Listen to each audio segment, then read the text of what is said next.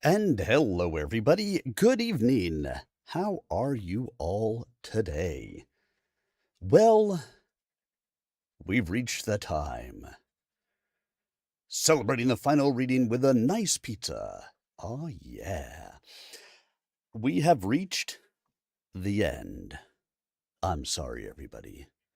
This is the end, beautiful friend. This is the end, my only friend, the end. We have reached the final two chapters of Tellafrog. Ah, such a thing was bound to happen, was it not? It's okay, because guess what? You guys can go and get book 2 right away. Hello, the Revanchrist? Uh, Too many letters. Sorry. Hello, hello. Thank you for being here with us. Glad to have you here. So, fantastic. Um, so let's talk a little bit about what has happened in the book up to this point. Now, you guys know you can go and listen to the entire book, except for the final two chapters right now. You can listen to the entire book on my YouTube or Rumble channels. You can also stop out at Kindle Unlimited, get the book, and support the author that way. Isn't that a nice thought? Hello, hello, everybody out in YouTube. Glad to have you guys all here with us today. So let's talk a little bit about what we've got here. We've got Raileanu Tellafrog. Yes, his last name, his surname is Tellafrog. Thus, the title of the book. Why it's Tellafrog, we don't know. But if you keep reading the series, you're going to find out. Anyway, we've got Raileanu Tellafrog. Starts out being born to magical parents. He has magic. His magic was unfortunately, I don't want to say at this point stolen from him, but he lost his ability to cast magic after an accident when he was very young. Poor Raileanu. He turns into a magical researcher. Can't do magic, but he can still sense magic, so he is a magical researcher. Gets a call while he is in Austria. I say call, it's at the 1800s. He finds out that his father is very sick, so he makes his way home through a series of magical events. He gets there, his father is very, very ill, and unfortunately passes away pretty quickly into Raileanu getting home. It is a mysterious illness. They don't know what is the cause. And so a lot of this book has been around him and trying to figure out what the cause of this is. We have encountered high elves. We have encountered lots of people from Austria, magical people. We're in Texas now, all sorts of good stuff. Unfortunately, there has been some death and destruction in the area, but overall, it's been a good story moving forward. So, tonight, we will continue. In our last chapters, the High Elf shows up. He goes and kind of tells them that, hey, this thing that you found is a root wand. You shouldn't have access to a root wand. Those things shouldn't be around. Um, they tell a little backstory about the creation of high elves and dwarves and all of the other things that really no longer kind of exist in the world. They go through some of that creation, how it happened, where it was. They find out, the high elf finds out that this this wand kind of appears due to an object. He needs to go and collect that object. The object is an ancient object of power. He goes to collect the object, and unfortunately, at the same point in time that he leaves to go get the object, wizard assassin shows up and attacks Raileanu and his mother, kills his mother, seriously wounds Raileanu, and then chases after the high elf, ends up attacking the high elf. The high elf does, well, nasty things to that assassin, but became mortally wounded. Gets back to Raileanu, gives him the object, tells him that he needs to get that into the hands of the professor. The professor is a character that you will have seen throughout the book if you have been following along, and explains a whole bunch of backstory to Raileanu, and then dies.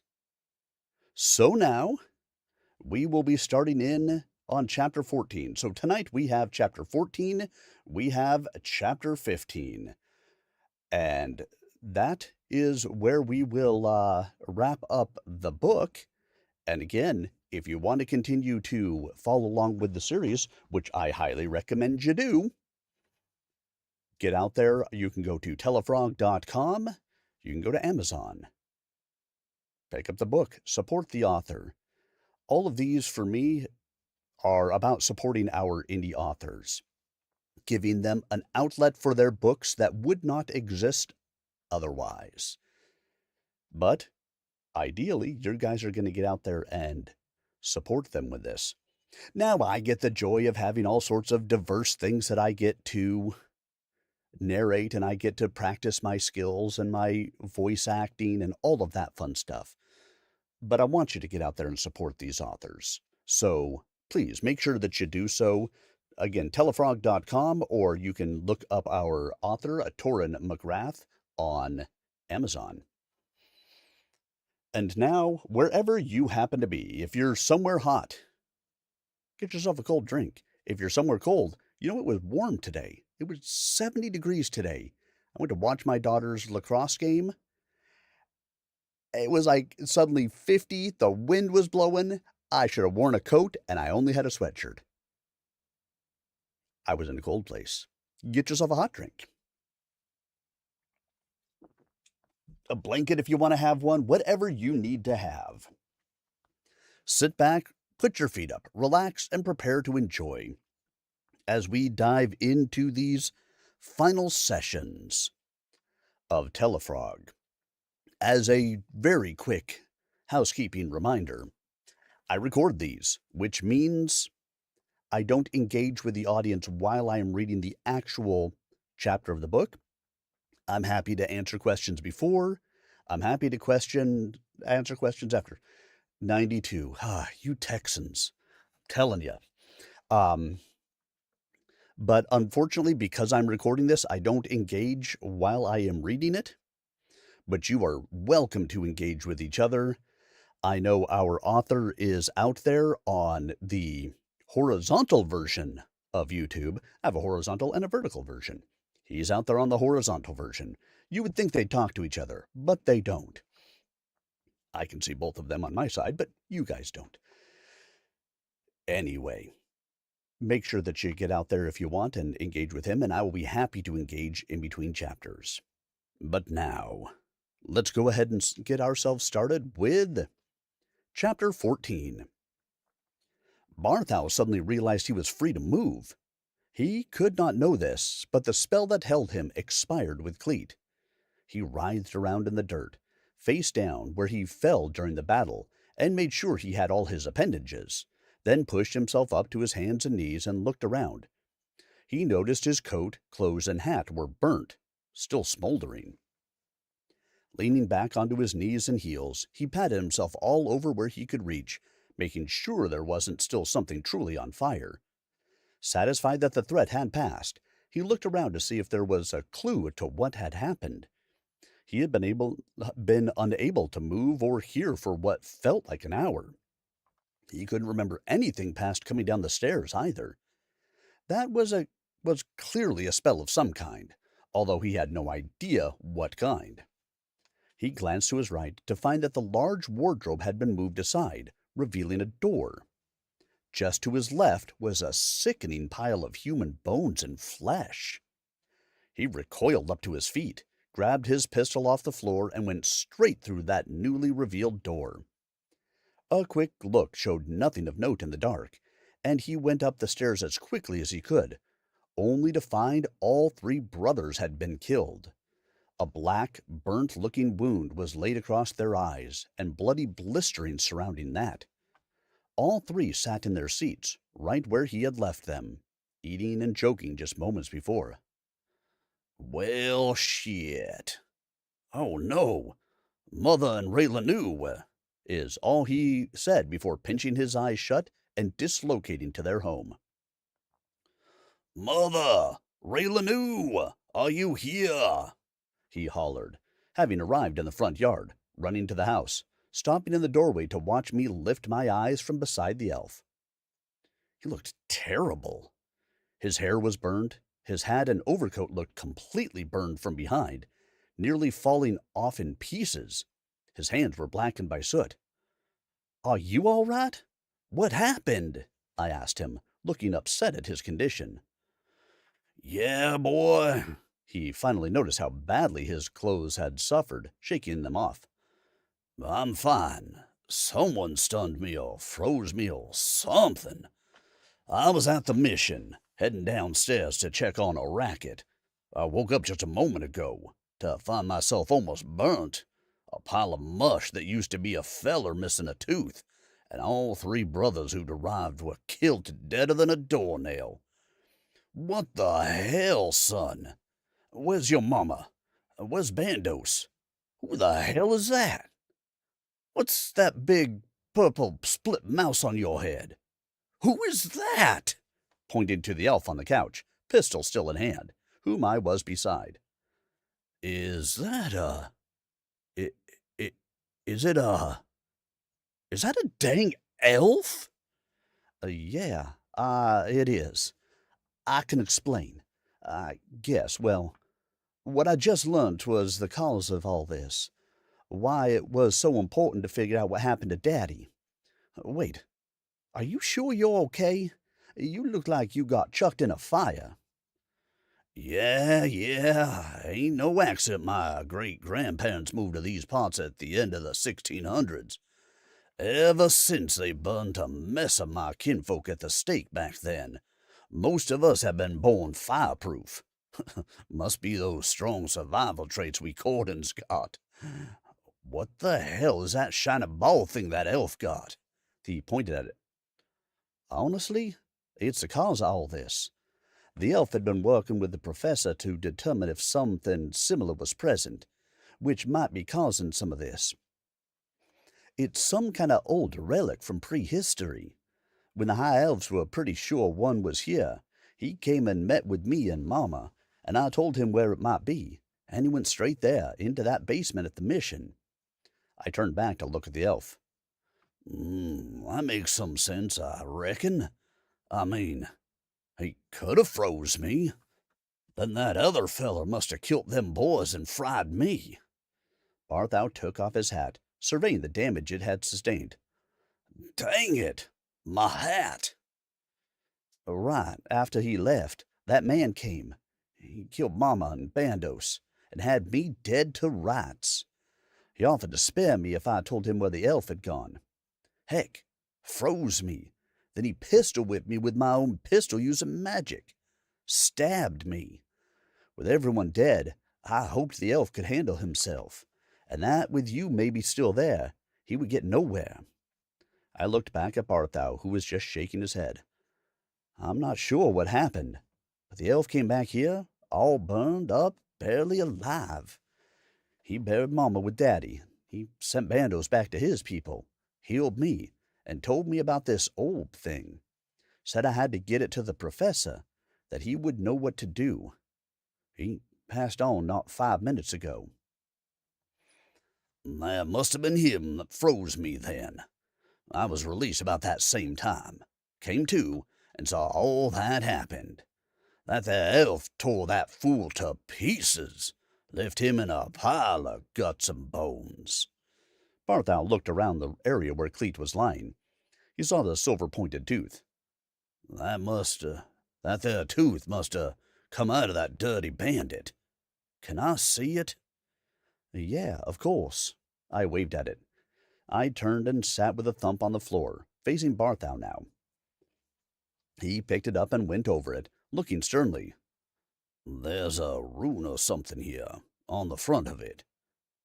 I'm sorry, son, I don't know my runes at all. But there's only one, and this looks like a canine tooth, but longer. This here ain't something you just get out of a tray at some dentist. Some fella made this particular for 'em. A lot of good that does me. I can't dislocate. I can't talk to the professor in the portrait. Heck, I can't even tell if he's there or not. Literally, my entire family has died in a week, along with virtually every single person I knew round here, all because of a stupid ball. I held my head in my hands, feeling so much anger and loss at once that I thought my head would split. My fingers dug into my scalp so hard the knuckles all went white.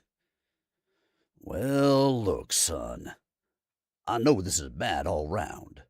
I gotta get back to the mission and clean that up, before someone comes round and finds signs of magic inside that mission killing folks.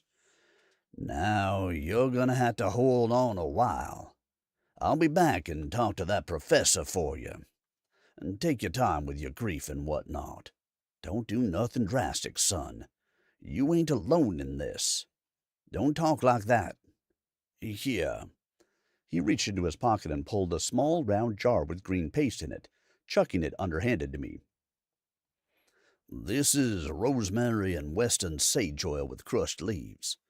Put this on that lump you got on your head there. That mouse'll be gone in an hour." Barthou, still working like a hero, half burnt up, feeding folks, fighting evil wizards, just patted me on the shoulder a couple of times and took off. From what I knew, his early years were as bad as mine were now. He knows the world goes on beating away on us whether we like it or not. It's much harder to grind someone down if they're constantly running and working on the tasks God gives us each day. The grinder gets you when you slow down trying to carry the weight of yesterday and tomorrow, and finally give way to the weight of more tomorrows and more yesterdays, and lie down under the burden.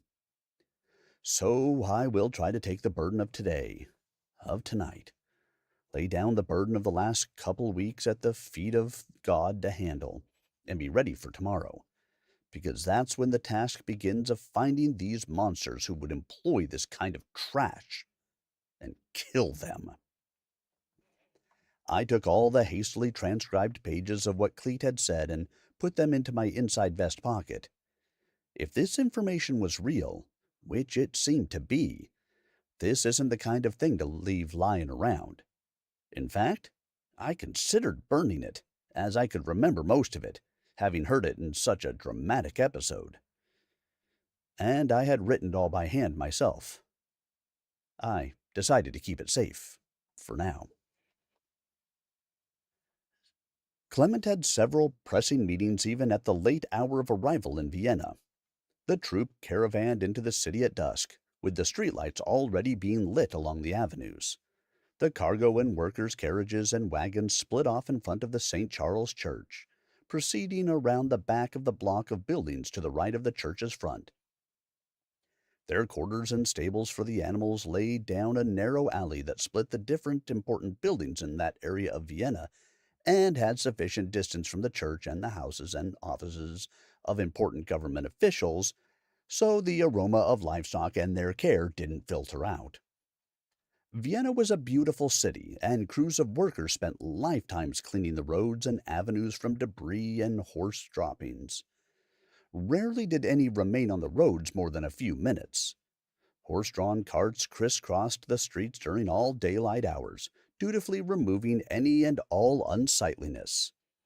The stables that were allowed in important areas were cleaned daily, and many of the loads were taken to composting pits outside town.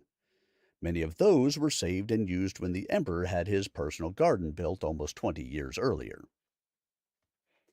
Moving down the main street past the church, They stopped in front of a building that was part of the block running half a mile, the only one with a permanent covered entrance on the street. Large stone 4- and 5-story flat-faced buildings made up this side of the street. Some were white, some were tan, and some were gray. Some of the stones were large on the ground floors, perhaps 2 feet high by 4 feet long. Some had been cut as prisms, some roughed out. Many had scrollwork features under small stone balconies. The one they were parked in front of had sandstone pillar-type blocks around windows, which were all framed with master carpentry of dark brown beeswax-coated artwork. Antiqued copper adorned the exterior hardware of the windows and the flashing hoods above them. A wide wrought iron balcony in the center of the third floor had a rounded, standing seam copper roof. The main door was double, with beveled glass and bright brass hardware, with ornate large wall lamps flickering on each side. The doorman, dressed sharply and in military uniform, stepped promptly to the curb and opened the door for Clement's carriage, helping Mrs. Metternich step out.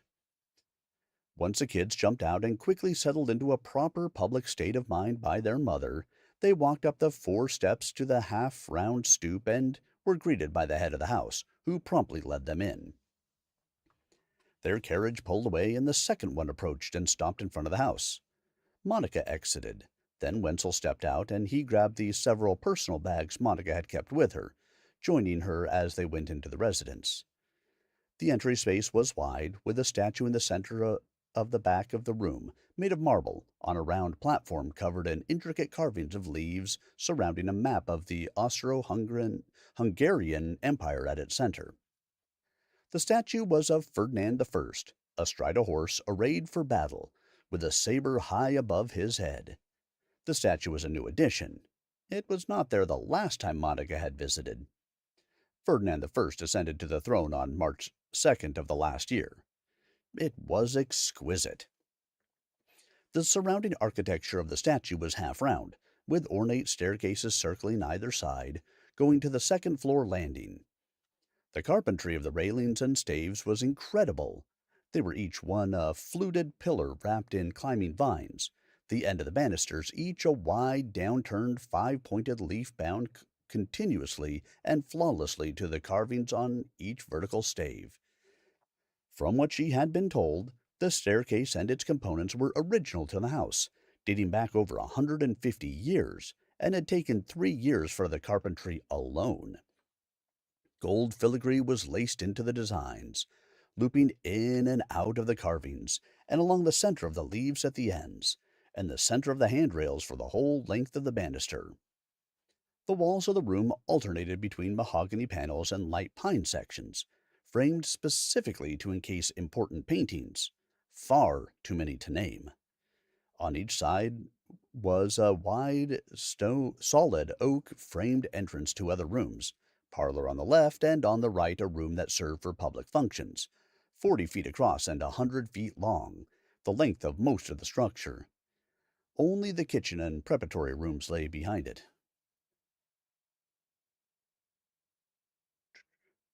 Monica, will please excuse us. There are 2 people waiting for Clement, and I must retire and put the children to bed. The same room you had last time you visited has been prepared for you. Will you be all right if we speak again in the morning? She was clearly tired from the trip, and so Monica agreed. Of course, Mrs. Metternich. Thank you for all your help and the hospitality of your home. Monica waved as they proceeded up the stairs, the little ones waving goodbye with sleepy smiles. She, also, was quite exhausted, and looked forward to lying down. She proceeded up the stairway to the right, Wenzel 5 steps behind, carrying her bags. Ma'am, are the things you require for tonight in these bags, or shall I have the remainder of your things brought up tonight as well? He spoke softly from behind, not wanting to have voices carry if Clement was already busy downstairs. Yes, thank you. Everything I require is in these bags, she said, surely to his relief. The thick carpeting on the stairs keeps the footsteps quiet. Upon reaching the second floor, she proceeded to the back of the house, down the hallway of about 4 more rooms, each rather small and intended for short visits from local officials. At the end of the hall, a smaller, less grand staircase led up and to the left to the third floor, where her room was. It was first on the left, and the imperial quality door, carved with the relief of an eagle, was painted white with enamel and stood open, so she went straight into the sitting room and sat down. Where will you be staying, Wenzel? I'm sure the conditions of your oath to my protection do not require your quarters in my immediate vicinity here in this home. I can feel all around me the protections, and they are surely adequate. Monica was trying to let him retire to wherever he felt most comfortable, and not encourage undue closeness. Yes, ma'am. You couldn't be safer here. I will be in the next house, the quarters for personal security. If you do need anything, the entrance to our quarters is at the back of the kitchen and goes to the back half of the house on the right of this residence, as seen from the street. There is no connection between the rooms of that structure and the front of that house. The kitchen on the ground floor is the only connecting passage. I will stay there until I receive word from you or Mr. Metternich. Have a good evening, ma'am. He set the bags down, turned, and shut the door behind him. After a nice, relaxing bath, she came out to the sitting room, having smelled food, and found a delightfully cooked hen with carrots and peas left on the table in the center of the sitting room. She wasn't hungry, really, until she smelled it. So she ate, lay on the bed, and fell asleep right away. The next morning she woke up to the morning light filling the room. She hadn't even moved since the night before, and woke well rested. The sound of the maid bringing breakfast had roused her, and from the bedchamber she could smell it, and was instantly hungry again. She dressed and went in while it was being set on the small round table next to the window that looked down on the small central courtyard. Sophie, so nice to see you again. They had known each other for years now. Thank you so much. I'm starving. Monica approached the maid, smiling. She tied her robe and pulled out the chair to sit down. Ma'am, we are lucky this time of year. We have ample squeezed oranges for juice at breakfast meals. It's divine. I brought you a green pepper and shredded roast omelette, toast, and coffee. Your customary sugar and cream are here also, along with honey. I always like having you here, ma'am. She smiled, curtsied, and left the room. She enjoyed the breakfast, savoring it while trying to finish before it went cold. She surveyed the room to see if it had stayed the same. The bedchamber was the same, a very large bed platform, perhaps 3 feet high, made of ornate oak, well oiled underneath. Square posts at each corner with sheer cloth draped around them, with brass ring holders hung from the planked top. Some of the furnishings, from desks to the water table, were of different styles, most of which were gifts to the royal family from renowned craftsmen around the world. Each is unique and incredible, though few matching sets. The sitting room featured couches and lounges arranged around the perimeter, most of which were from Italy and France, with several large tables situated in the center. The nook where she was taking breakfast was a cupola, rounded, fully glazed, and such a nice place to enjoy a fine meal. The floors were polished marble, with several oriental rugs covering most of the open areas, pinned to the floor between the tiles so they don't move under duress. Today, she was hoping to speak with the professor to find out what else had happened during their trip to Vienna. The room where the Metterniches kept their magical portraits was a rather small, dark, locked room with no windows, converted from an old storeroom on the 4th floor. She would have to get the key from him to enter. Additionally, there was a merchant in town she needed to visit, who worked with crystal. For that, she would need Wenzel to accompany her. After choosing to dress appropriately for a guest of the Metterniches, in a city as stupendous as Vienna, she went downstairs and found Clement reading files in his study. Waiting on the edge of the room, he looked up and noticed her and waved his hand to bring her in. Sir, have we any word from the Tellafrogs or from the professor? She asked politely, not wanting to disrupt any important work he might be doing. No, I have not tried yet, and no news has arrived by post either. He finally looked up and over his glasses at her. Please, come and have a seat. These are files that the security services have compiled on your friend Runetta. I was going over them to see if I could find any compelling reason she might be involved in all of this. Please, take a look for yourself. He handed her a bound set of documents. Monica sat, took the file, and began looking through it. In a few minutes she had a question. Why do they seem to have loose connections, even employment of these types of wizards, who all end up dead or in prisons? Could that have been the connection to John?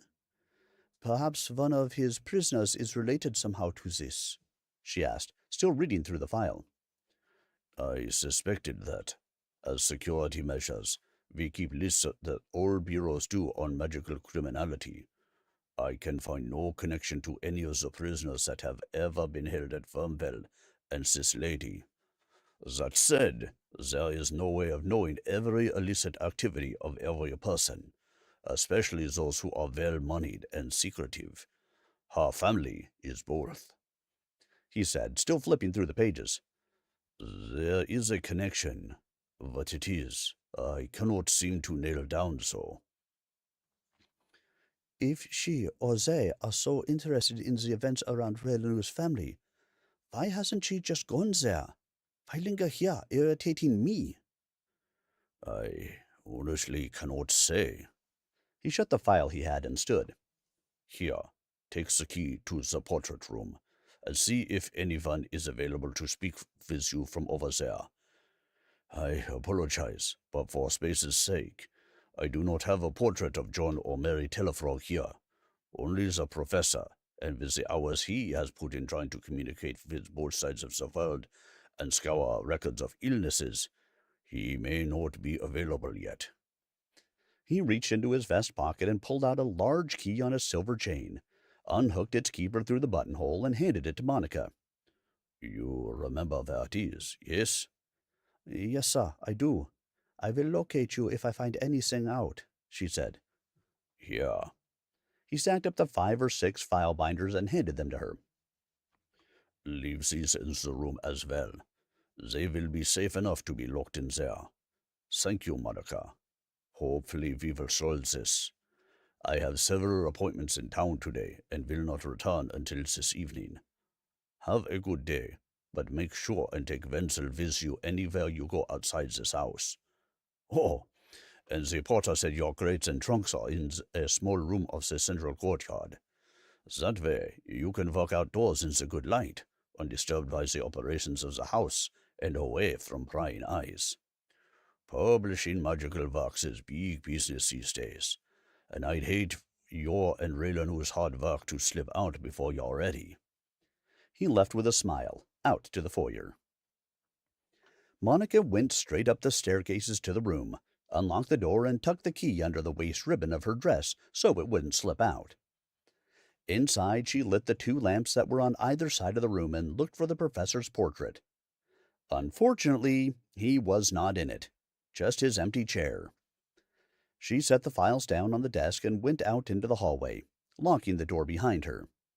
When she went back downstairs, Clement was already gone for the day. She looped the chain of the key around the ribbon once more and tucked the key itself behind the bow on her back. She went to the housekeeper, Sophie, and asked her to see if Wenzel was available to go into the town to the shop she needed to visit. After a few minutes she returned with Wenzel, and they then resumed her duties. Ma'am, well, you are stunning and quite metropolitan in that dress.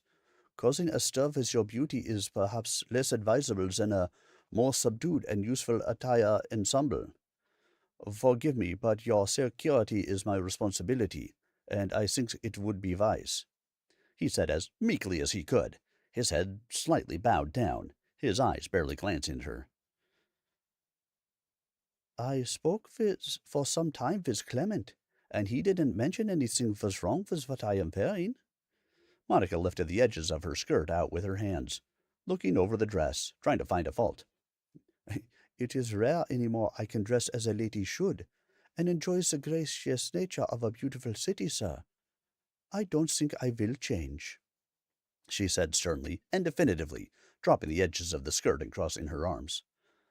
Ma'am, if you would allow me to explain. Mr. Metternich is still wildly in love with his wife, consistently proclaiming her to all as the greatest lady of Europe ever known. I doubt he is as taken with your beauty as the rest of us are, and my first impression upon seeing you this morning is that you will cause much more of a commotion than we should invite.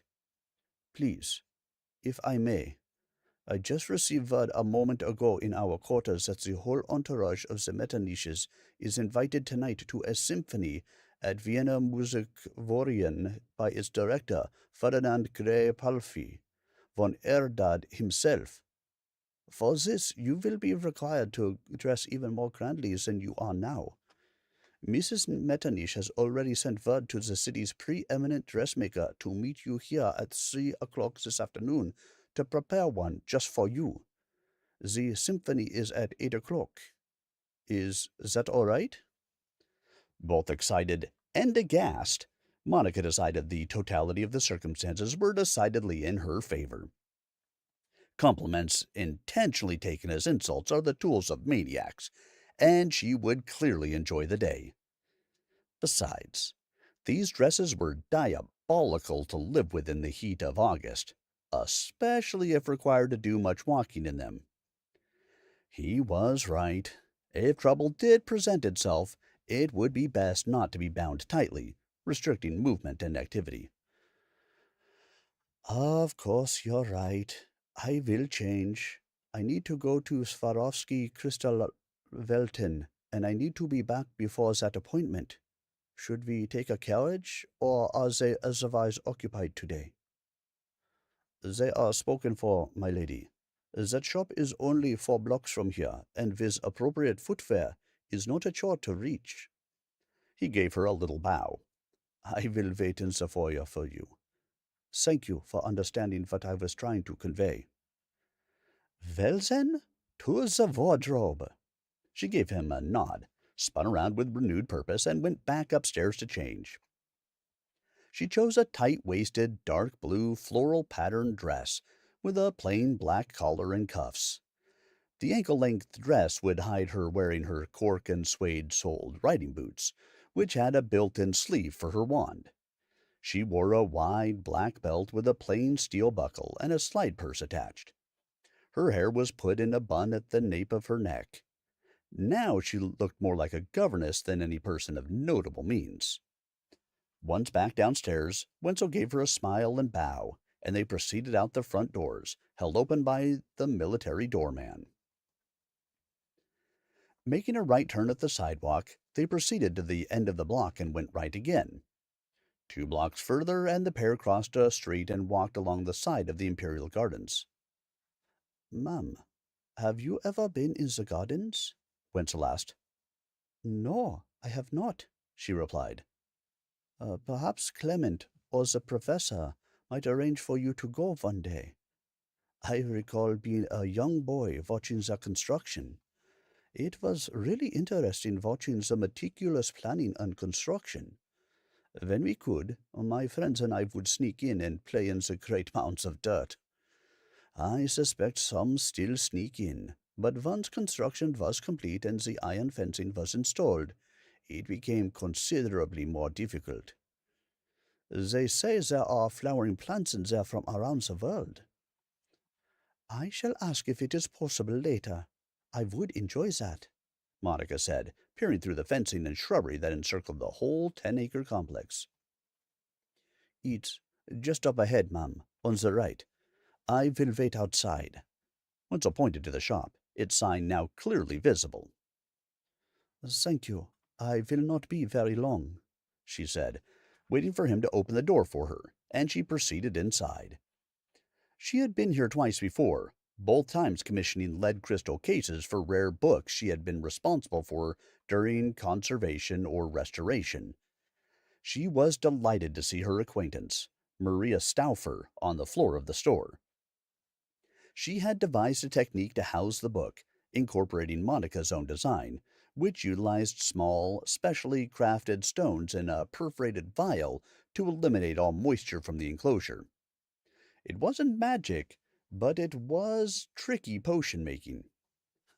My friend Monica! Maria smiled broadly and greeted Monica in the appropriate manner. What are you wearing? She asked with surprise. I am trying to appear quite ordinary, if you don't mind, she quipped back, both still smiling. Is it working?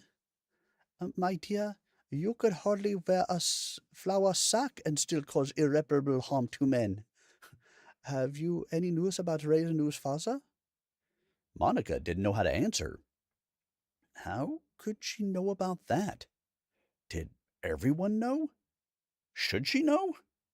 This was very off-putting, but she recovered and figured the truth would do. It's always how much truth you provide that can cause harm to people who might just be fishing. Raileanu is home with them. We're hoping he gets better soon. I wanted to ask you about the possibility of making a crystal horn frog. Monica tried to quell concern and get her friend thinking about something else. Horn frog? What is that? I don't believe I have ever seen one, Maria stated, with a bemused look on her face, as if Monica was making it up. Is anyone else here right now? Monica asked and looked around. No, I am the only one working today. All right, I'll show you. Monica reached for her wand, placed her back to the windowed front of the store, and protected the area in front of her on the counter so no one else could see. She tapped the glass countertop, and an image of the Texas horny toad appeared. Oh, my! Is that a reptile they have in Texas? It's an incredible little thing. How big are they? Maria grabbed a piece of paper and a charcoal shard, quickly sketching it. They look like little dragons, don't they? They're only this size. This is an accurate image, and to scale. Do you think you can make one that I can give to Raileanu's mother as a gift? Monica smiled as she finished her impressive artwork, making notes about scale and details. Yes, I can have this ready for you by the end of the week. Will you be able to pick it up, or shall I send it somewhere? Maria asked innocently. Monica didn't want to say where she was staying for obvious reasons, so she decided she, or likely a courier, would pick it up. I will be back. Thank you so much. Monica pulled 20 guldens from her waist pouch and gave them to her. Is that enough? It is. Thank you so much for trusting me with this thoughtful gift. Maria smiled, slid the coins from the counter, and went straight to work in the back. Monica went back out front, found Wenzel standing alert in the entrance inset, and they proceeded back to the house. In less than 20 minutes she was back and safe. She checked the portraits again. Still no luck. Shortly after lunch was set on, and since none of the Metternich family were home, she took lunch with the house staff. She refused to have an entire dining room set up for her alone, with priceless dishes and silverware being used and needing cleaning, just so she could eat lunch. Less than an hour later, the dress designer, seamstress, and 10 apprentices and helpers arrived, with 5 dresses for her to choose from. All the accoutrements to fit and finish them for a formal concert. Monica hadn't seen this many people attending to her attire since her wedding, and really enjoyed the attention, advice, and modern designs and materials. Choosing a cream, richly bronze-colored silk-embroidered floral pattern, firm to the waist, with a small bustle, square, low neck. The shoulders were slightly oversized for movement and pleated. The heavy white silk embroidery on the sleeves featured ivy, extending down to the wrist cuffs, where they ended in looping fleur-de-lis patterns. A wide silver ribbon went to a reasonable bow left of center, with long streamers dangling down the side of the skirt. Because the concert will require stairs to a box seat and hours of sitting, A wire frame was not considered for the skirt. One of the workers had over a dozen shoes for her to choose from, and Monica chose gloss white open top patent leather pointed toe, with a single gold strap and buckle, and a low heel. She was hoping to be able to walk through the Imperial Gardens after the concert. There would be a full moon tonight, and they were also well lit. Not as impressive or moving in moonlight, but it may be her only opportunity. After 3 hours of deliberation and work, Monica decided the dress was so nice she wanted to pay for it herself, and they came to an arrangement. After packing up and Monica seeing them to the door, the designer said that the payment was so generous that she would send her personal hairdresser over to help her prepare for the evening. Monica could not have known this yet, but this was the evening when all the horrible events were going to unfold in Texas, beginning with the tornado. She would know something of the events, however, before she ever returned to the Metternich's house that night. Clement and his entire family returned less than an hour before the concert was due to begin. He had arranged 3 carriages to take all of them the few blocks to the concert hall. Stepping out of the front doors, 3 low, open-top white carriages were waiting, the imperial crest posted prominently on the sides. Lanterns hung on the front corners. The horses were dressed in full ceremonial regalia, and the driver wore a tuxedo and top hat. Monica and Wenzel rode in one vehicle with the 2 eldest children, Clement and his wife and their youngest child in another, and his security in a third. The moon was huge and orange as it peeked over the horizon when they left, and the air was filled with the scent of honeysuckle, wisteria, and warmth, with not a chill to be found. It was only about a 10-minute ride to the concert hall, and there was a line of carriages waiting to offload their important passengers. Within another 15 minutes, the group was entering what many considered to be the most acoustically perfect concert hall in all of Europe. Its fixtures and furnishings were exquisite. Everything gleamed and spoke of opulence, and as they made their way to the box seating in the center, left of the stage, they took their seats while the orchestra warmed up. It was undoubtedly one of the most emotionally moving structures. Every fiber of one's being could feel the power of the sound in this place. Monica truly wished only one other thing, that Raileanu could be here with her. The concert lasted just over 2 hours, and after conversing with Clement at intermission, he agreed to pen her a letter giving her permission to walk the gardens before returning home. The garden was protected from the use of magic of any kind, as it was technically for the imperial family and their guests' use only, so he instructed the carriage driver and Wenzel to wait outside. The entrance was strictly controlled, so there was no need to worry about anything menacing occurring inside. Directly after the concert, the two went straight to the main gate of the garden. Wenzel got down and handed the letter to the guards, whom he knew personally. After a brief discussion, they invited her in. They unlocked the large iron gate and explained the pathways and which areas were best lit. Monica thanked them and went in alone.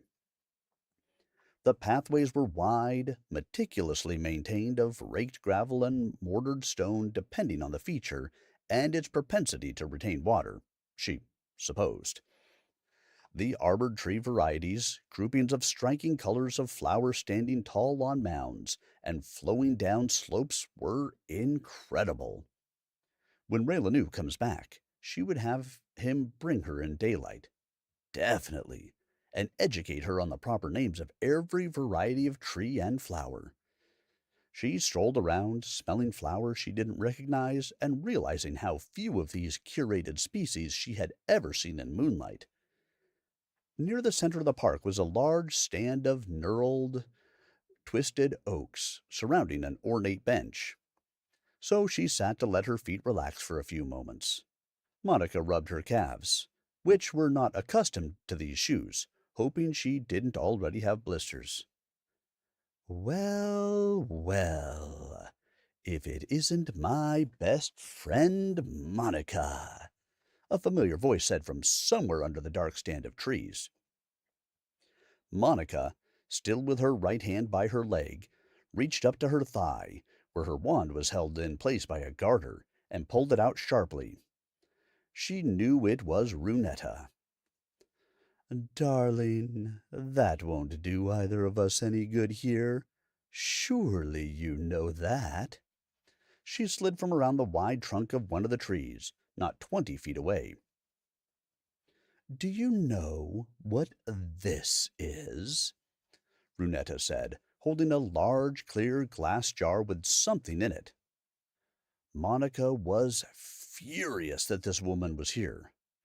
Her wand hand shook with fear and anger. She refused to lower her wand, pointing it right at Runetta. Monica stood up, turned right towards her, and approached a few steps. "What are you doing here? One call and the bodyguard will be here to seize you, which he has the authority to do," Monica said, glaring at her. "Oh, dear, I am only here to show you this.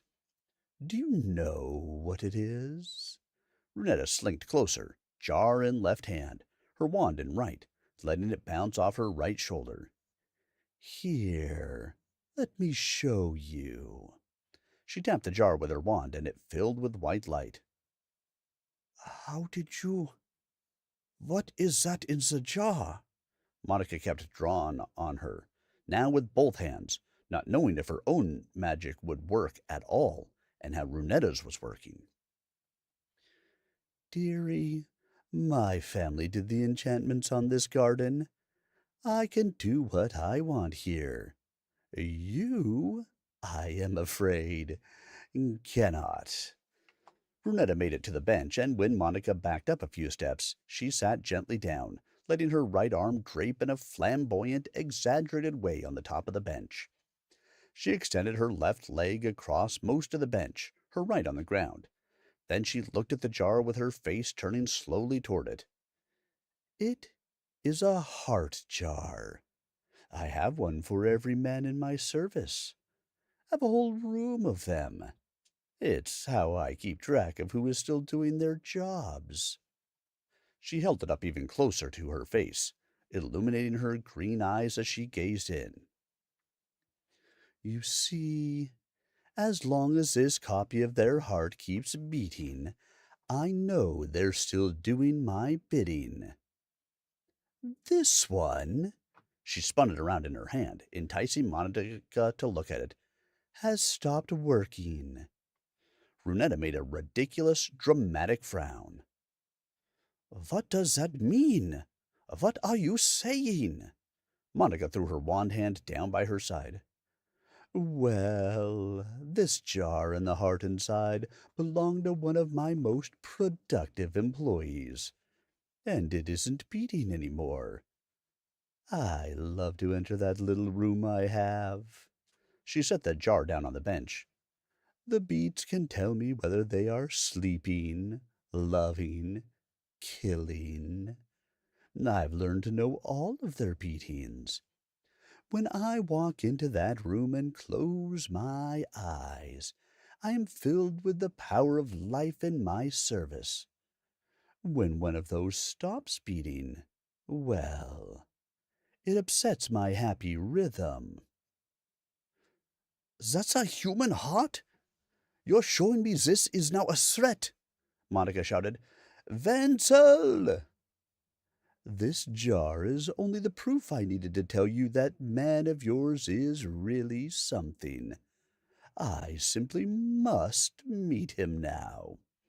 Brunetta raised her eyebrow, pursed her lips into a twisted smile, raised her hand with a wand in it, gave it a little swirl, and was gone.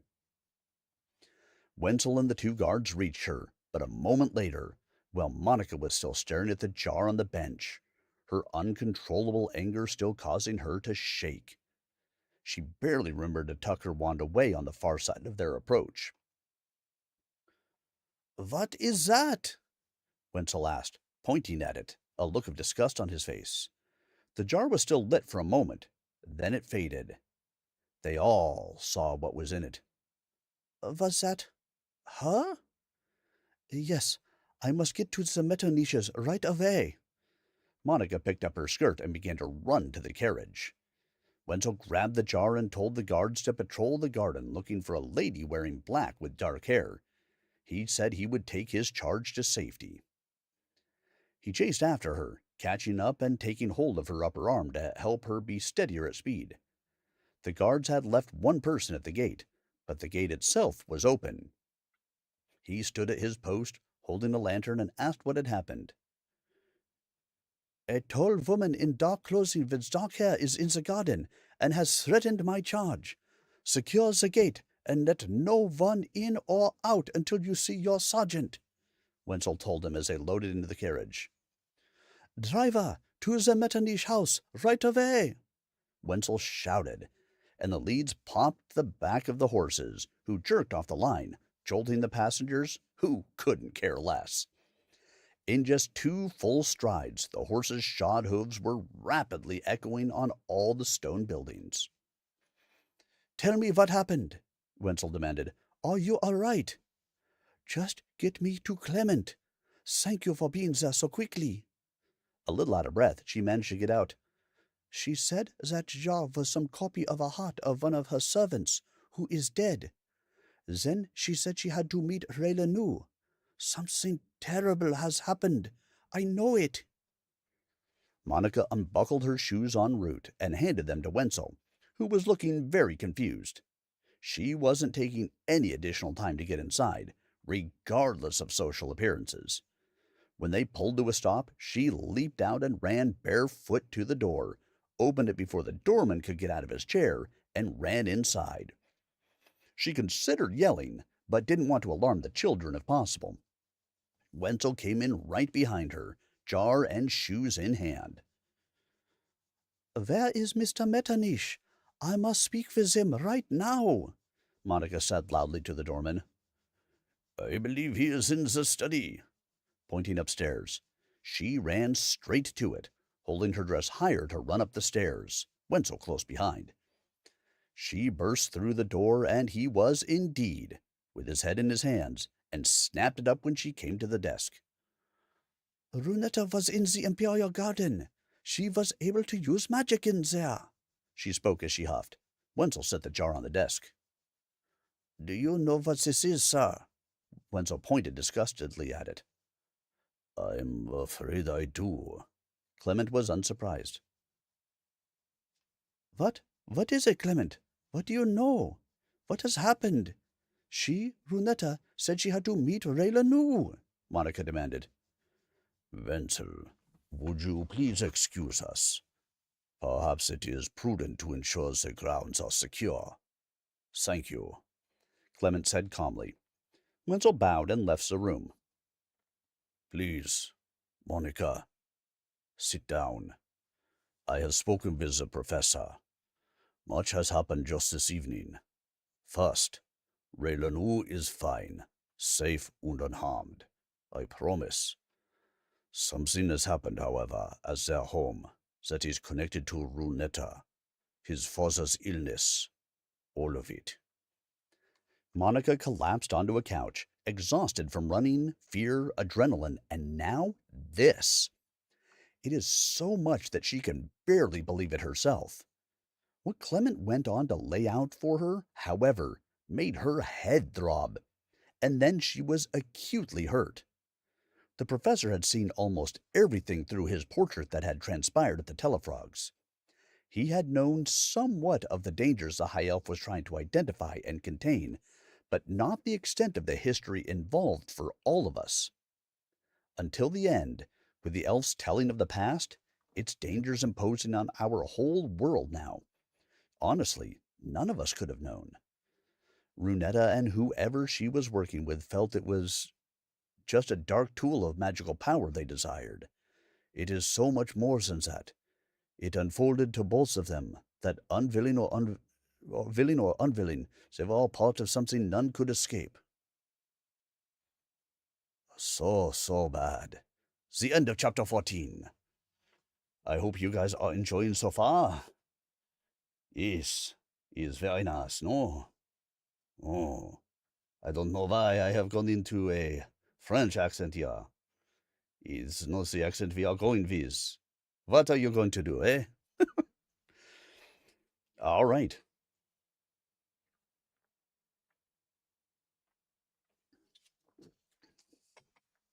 I don't see any questions coming in from anybody. So it is time for us to get into the final chapter, chapter 15 of Tellafrog. Are you guys ready? I think I'm ready. But are you ready? I'll wait. Go ahead. Get ready.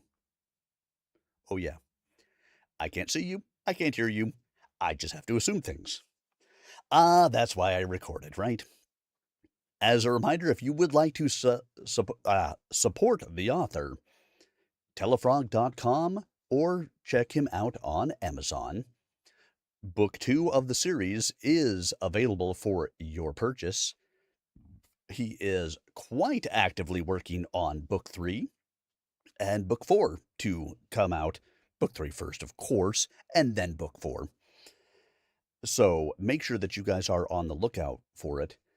I will also add, if you have been through the series, if you have listened through all of the book or all of the chapters, all of that stuff, I'm going to ask you guys to do something for me. Go write a review. Reviews are like lifeblood to an author. They increase visibility, they tell people what it's about, they show the author things that they've done well, things that they could improve upon. It should be an honest review. That is important. It needs to be honest. If you think it's a 5-star book, it's a 5-star book. I'm going to be honest.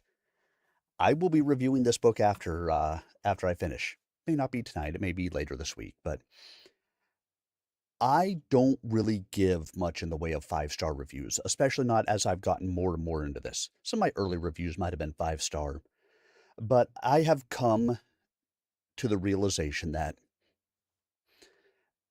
most books do not deserve a 1-star. Most books don't deserve a 5-star. A 1-star is, dear Lord, I'm not even sure how I made it through this. The grasp of the English language was poor. It repeated the same thing, all the time. Blah, blah, blah, blah, blah. A 1-star is earned in a whole different way than a 5-star is. A 5-star should be this story. It just had everything. I mean, it moved me. Everything was perfect. There were no flaws, no anything else. That's a 5-star book. A book that you would happily give to anybody, no matter what genre they read or listen to or anything else, and say, this book, you have to read this book. Again, should be very few and far between on those. Most books are going to land at a 2, 3, and a 4. On a 5-star scale, of course. If you have a 10-star scale, whole different thing. Give an honest review. Exactly. As Torin MacRath has said, I can only learn from honesty. So if you have enjoyed this, I ask that you give it a review. Any author's books that you're reading, I get it if it's a New York Times bestseller and it sold 3 million copies and there's 800,000 reviews out there. Yeah, your review, you don't need it. It's fine. If you want to leave it, coolio. If you don't, so be it. If you read any of these new books, indie author books, anything like that, please take the time, take 5 minutes, put down your honest thoughts. It could be a paragraph, it could be a novel on its own, whatever. Just please give them that review. That helps. It really, really does. And on that note, let's get ourselves started with our next chapter, shall we? With chapter 15. Sitting there, bloody from my head wound, with the imagery and smells of death still lingering in my family home, with a 7-foot high elf sprawled on my couch, expired from battle with an assassin who killed almost 6 people in mere minutes. I really wished I didn't know any of this. My concerns of a week ago were on such unimportant things. Plants, genus, seed packets being properly stored, soil samples. Ugh, so utterly meaningless. I had no way to contact anyone. My friends in London and Vienna could be at risk. Tears of helpless rage began hitting the floor as I leaned forward onto my knees, and I let out a horrible, primal scream for as long as I could, clawing the floorboards with my fingers. I had to do something. Anything. Grabbing the letter from Father Callias, I scrawled on the bottom, "The elf is dead. Mother is dead. Bandos is dead.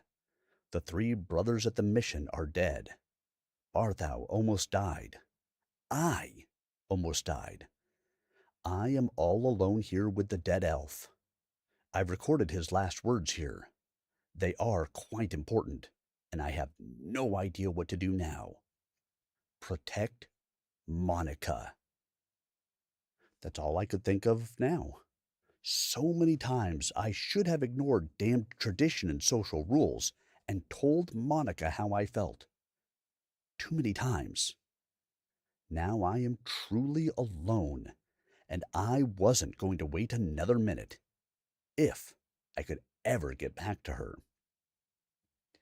I took a carving knife from the kitchen and pinned the letter from Father Callias with my note, writing facing the portrait. I didn't even know if it would work. I didn't want to stay inside the house anymore. I needed to calm down and think. Was there anything I could do? I rummaged through the box of my father's things, which my mother had collected from around the house and intended to store later. I found Father's pipe and tobacco pouch. He hadn't used it in years, even though it sat prominently in the room next to his chair, and what was in the pouch was still good. Surely it was a charmed pouch. Papa had grown his own tobacco variety for several years, and since their flowers bloomed year-round and their fragrant aroma was pleasing, Mama allowed him to continue growing it. The bees especially liked it. I took both and went out in the front yard, to the bench table, and sat facing away from the table with my elbows on it, leaning back against the table's edge. I thought about burning the whole house down to try and erase from my mind what had happened. But after some deliberation, I decided that wouldn't help. I reached into the pouch and found his nail, then cleaned the bowl, scraping the carbon residue from the last time my father had used it. He found it helpful when working on a complex problem. It may have been the only time he did use it, come to think of it. I packed it and lit it with a match, and it did calm me a bit. So I sat trying not to think about anything for a while. When I had finished enjoying the pipe, I had resolved not to burn down my childhood home. I even struggled with about as I had as a young man, with wanting to run off into the wilderness, this time never to return. That would not honor Father, Mother, Artyrus, Monica, or me, and this one was easier to shake off than they had been in my youth. I refused to blame the elf for doing so little, and, suspecting the dangers, I came to understand his concern about acting too soon. However, I had also decided to load up every tool of retribution I could find, be ready to travel, and wait on Barthou. I took Mama's pistol, a gift from the Rangers, and found my father's old holster belt rig. I hung my saddle holster on it, giving me 2. I packed every ball and ounce of powder in the house into my shoulder satchel. I also took my father's magical copy of Bowie's famous knife and his horizontal sheath and hung them on the back of the pistol belt, handle to the right. I packed up some salted pork and sourdough rounds from the house in the satchel as well. I filled a feed bag with oats and alfalfa and tied it to the saddle. I went inside my bedroom and was gathering up my bedroll and coat when I caught a glimpse of myself in the bathroom mirror. I had blood from my hairline running down my face, and over the course of the last 2 hours, I had managed to smear it pretty much everywhere. I set everything down on my bed and went to clean up. I consciously tried not to look myself in the eye, because I wanted to see what that vengeance looked like in the reflected form of my enemy's eye when I got my gnarled hands on whoever these people are. But I couldn't help it. And what I saw satisfied me that I was going to be fearfully ready for the next chapter of my life. They would not be. Raileanu, you around, boy? Barthou hollered inside the house. Be right down. I dried my face, grabbed my gear, and went downstairs. What did you find? Is there anything left we need to clean up? Nah, I was lucky and weren't nobody around there. I got them boys buried right and sealed up that secret room good. All rocked up, sealed tight. Barthou whipped around, drawing his pistol in the same motion, pointing it at a spot in the corner of the room. And right there, the professor appeared, holding his hands up high. Hold it, Barthou! It is the professor! I yelled. Yes, good ranger. I'm a friend. I've been watching from my portrait. I wanted to wait until you returned before I came. I have someone here who can help us understand what has happened. Please, may he come now? The professor asked nervously. Barthou holstered his pistol and said, Somebody better start telling us what the Hades is going on around here. I had half my hide near burnt off, buddy. This boy's whole family been killed here, and has been all clobbered up. He got a dead elf on his darn couch. Hell, this whole place has to be run with magic. Ain't nobody left here with it. I got Comanches, Apaches, settlers, Mexican bandits, cattle rustlers, magical card swindlers. I ain't got time for any more round here. Please, sir, may I invite my friend to help explain? It will help all of us, I feel.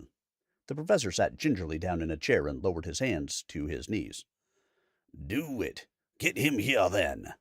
Barthou sat down, pulled his flask, which wasn't Swiss snow melt, and took a few tugs.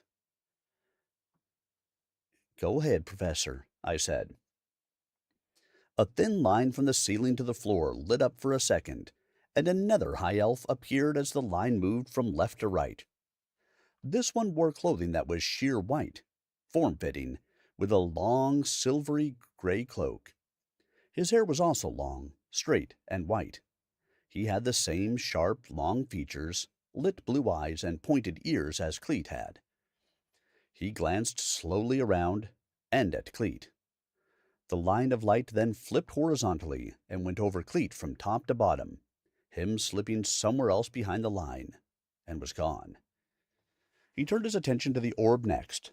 The line fell on it, and it, too, was gone. This elf then turned back to us. My name is Corphus.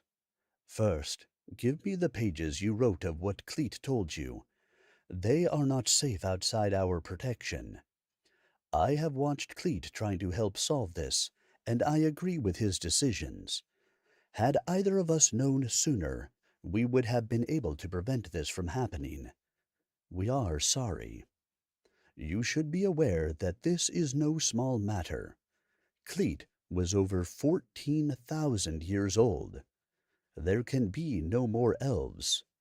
There are a little more than 100 of us now.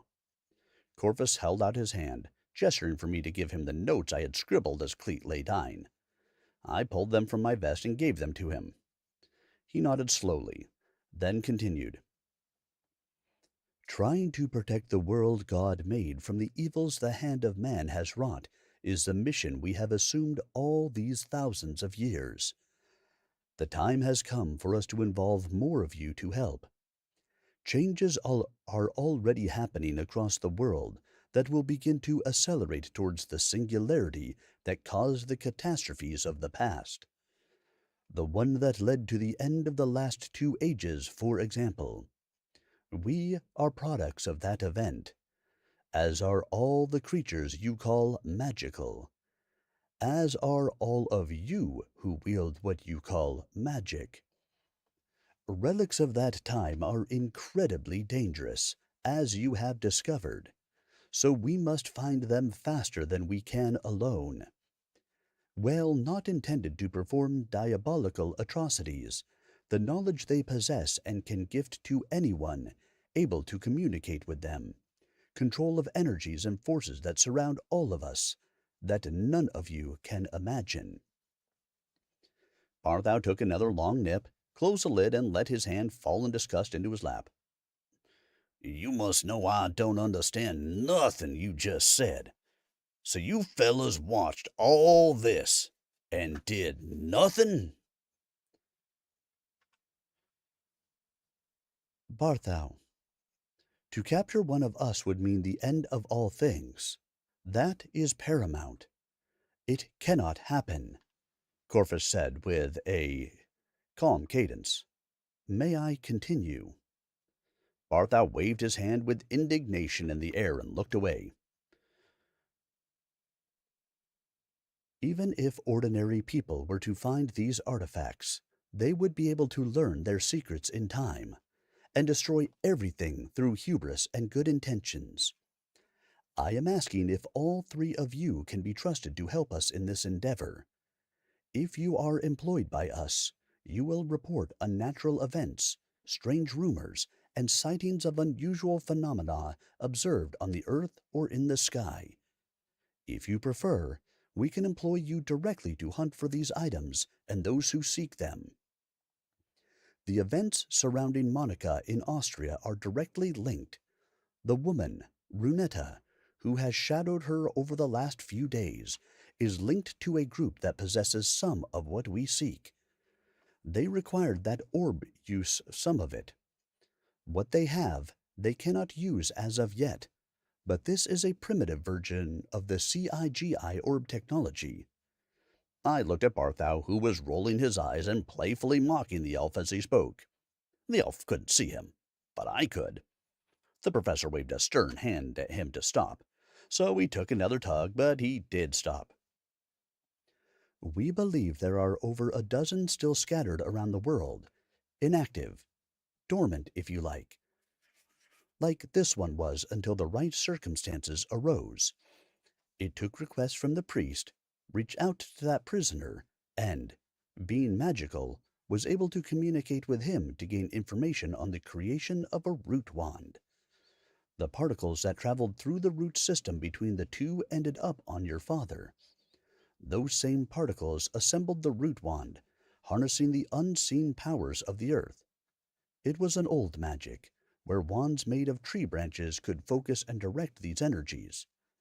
In contrast, root wands could discharge dangerous energies, but only by drawing the life from the user until they died. The particles they move onto the person using it, and eat away life until there is no more. That is what happened at the Digga place? It's what killed them? I asked, starting to comprehend how it was all linked now.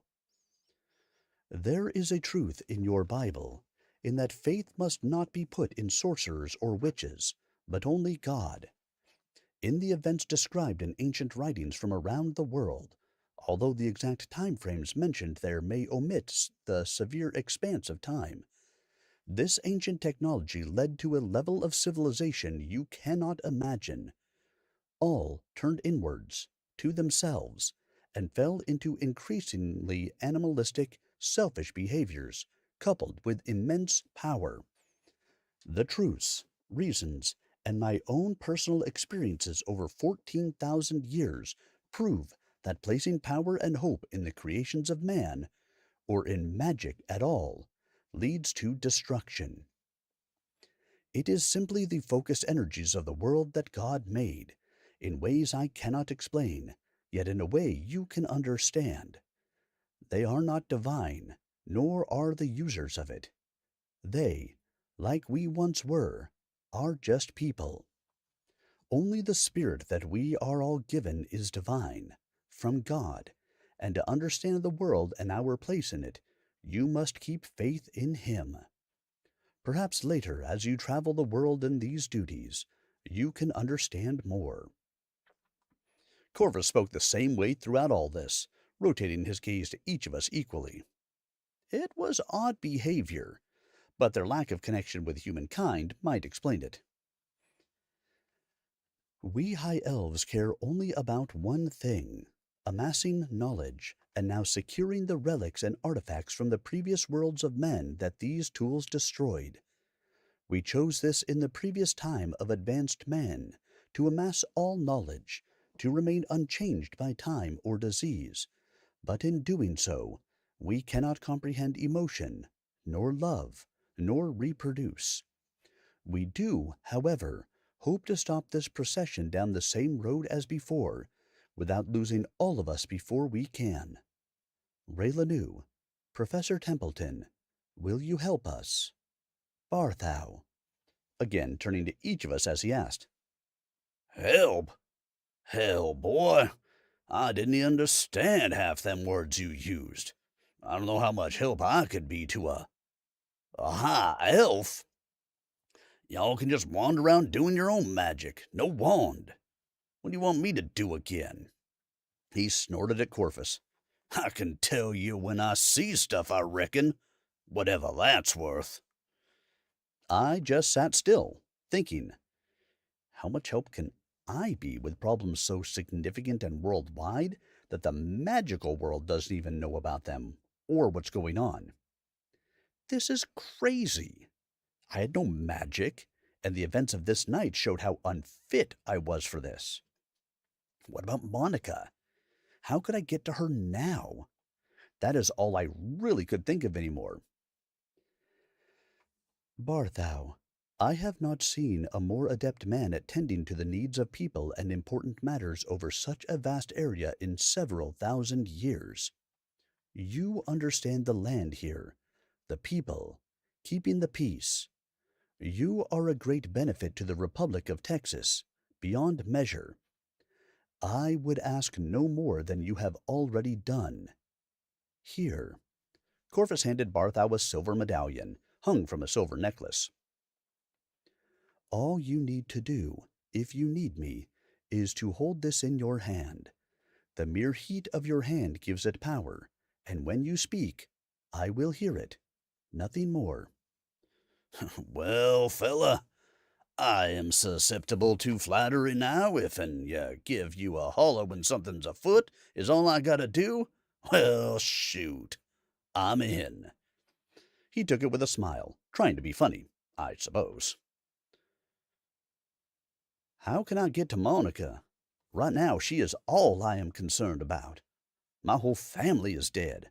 An entire old Spanish missions company is killed. You got your old thing. Can I just get to her first? I asked.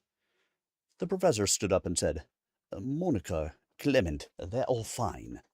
In fact, I have spoken with Corvus, and you will be able to have a map showing all the rune wheels in the world. They are already ensuring that they work for you with no additional preparation. You can go straight to Vienna tonight if you wish. That did calm my thoughts, which were becoming frantic now, swirling around Monica and landing on her. Maybe the only person I care for left alive. I felt the panic of her slipping away ease as I heard a path laid out for me. I need a way my home here can be sealed off from the rest of the world. That bastard came straight in, dislocating with no trouble. I want to keep my home as it is, but I also want to make it impossible for anyone else to enter without one of us letting them in. If I decide to help in this, finding these things, these CIGI or whatever, I will want a place to rest, to safely call home. I said, surely they wouldn't be asking too much in return. Corvus tilted his head a little, closed his eyes for a moment, and then looked at us again. Done.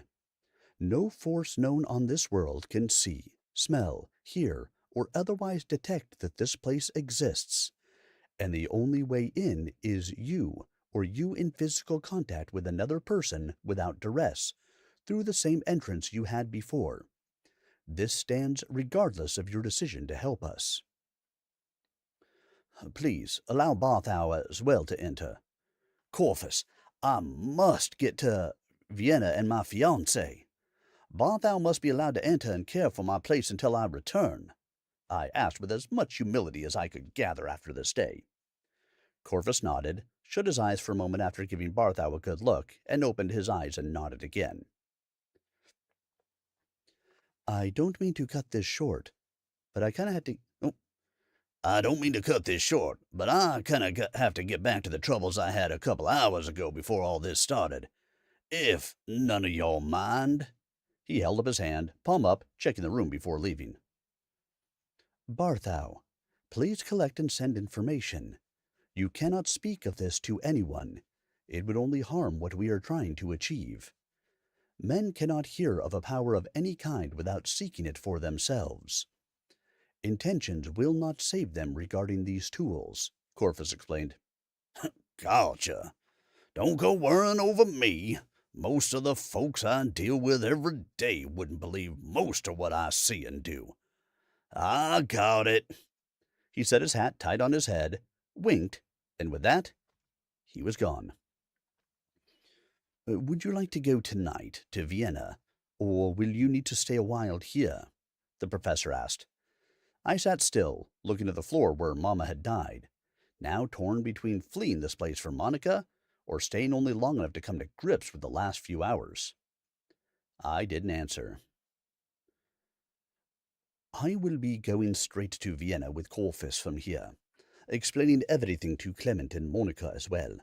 They are part of this now as well. What part of it will be up to them, but it is terribly important I relay your hardships and current safety as soon as possible. The professor did want me to go tonight, I could tell. Honestly, I wanted to stay overnight, perhaps in my own bed, in the company of my parents, for a while.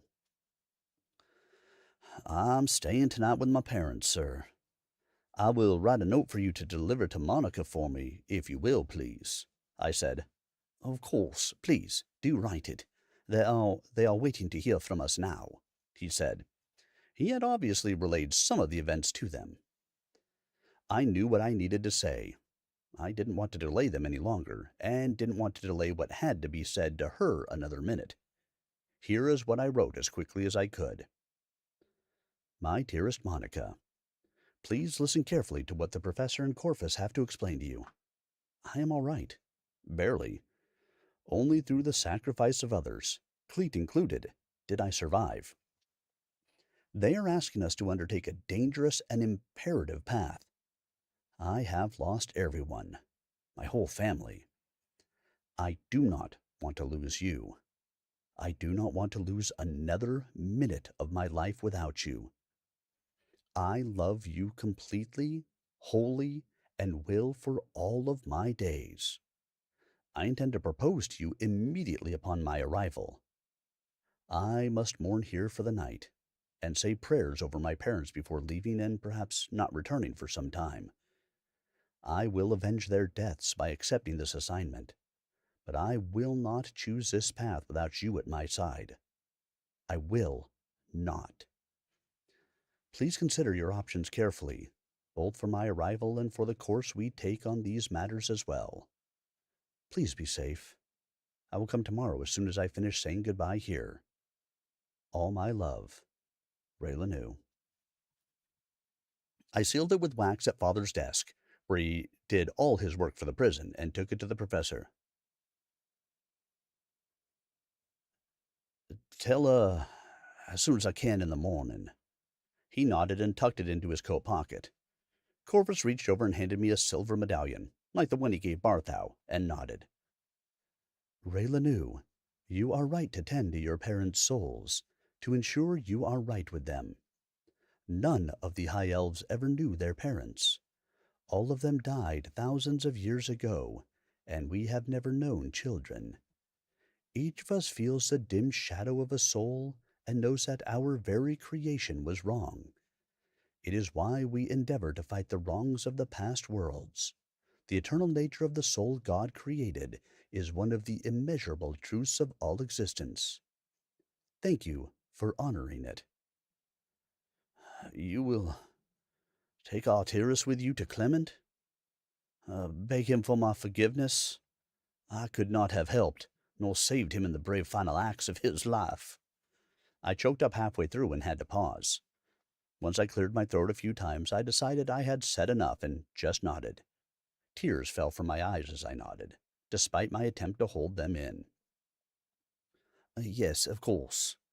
I heard your mother say he was upstairs. I will take him. Be safe, my friend. I will see you shortly, the professor said.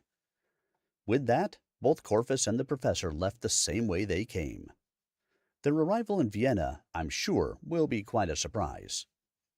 I decided to drag a chair and a pot of coffee out to the tomb at the end of the backyard and stay awake as long as I could with my parents. Their love and wisdom will be the gift I will miss the most in this horrible episode. When the pot was ready, I took an old enameled steel cup and the pot in one hand, the chair back in the other, and made my way past Mama's little gardens to the obsidian monolith.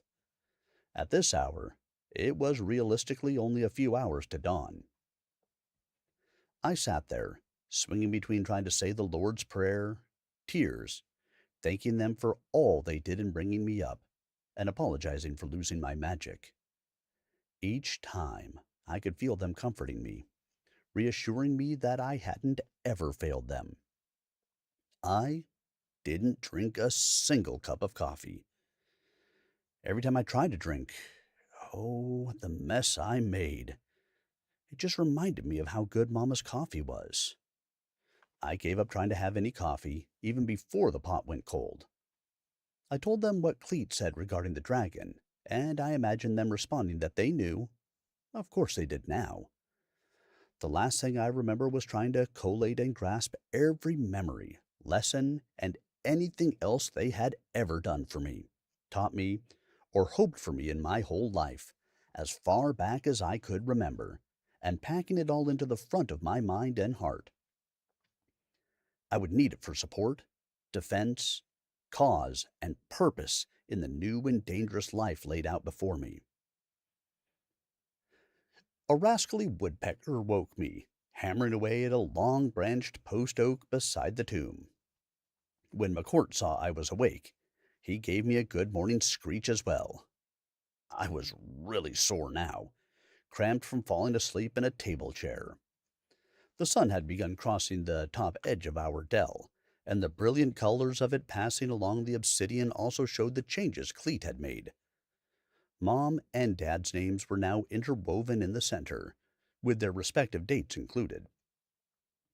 Their likenesses were also made to lie next to each other atop the lid, holding hands. It was more fitting than anything I could have ever given them, or even imagined for that matter. I wiped my face with my sleeve.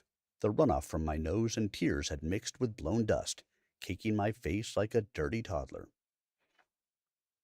Mom, Dad, I guess I have to be going. Those murderous bastards have earned a visit from me and the rest. What they have done cannot be allowed to stand, nor can it be allowed to happen to anyone else. The place is safe, and it's going to be my home now. Thank you, both. I love you, and I miss you terribly already, I told them. I slapped my pants with my hat, frowned, and turned around. I gathered up the equipment for the horse and went to saddle up my ride. I took my rope and made a halter for Artyrus's horse. I was going to lead her out and let them both loose when I got to the rune wheel.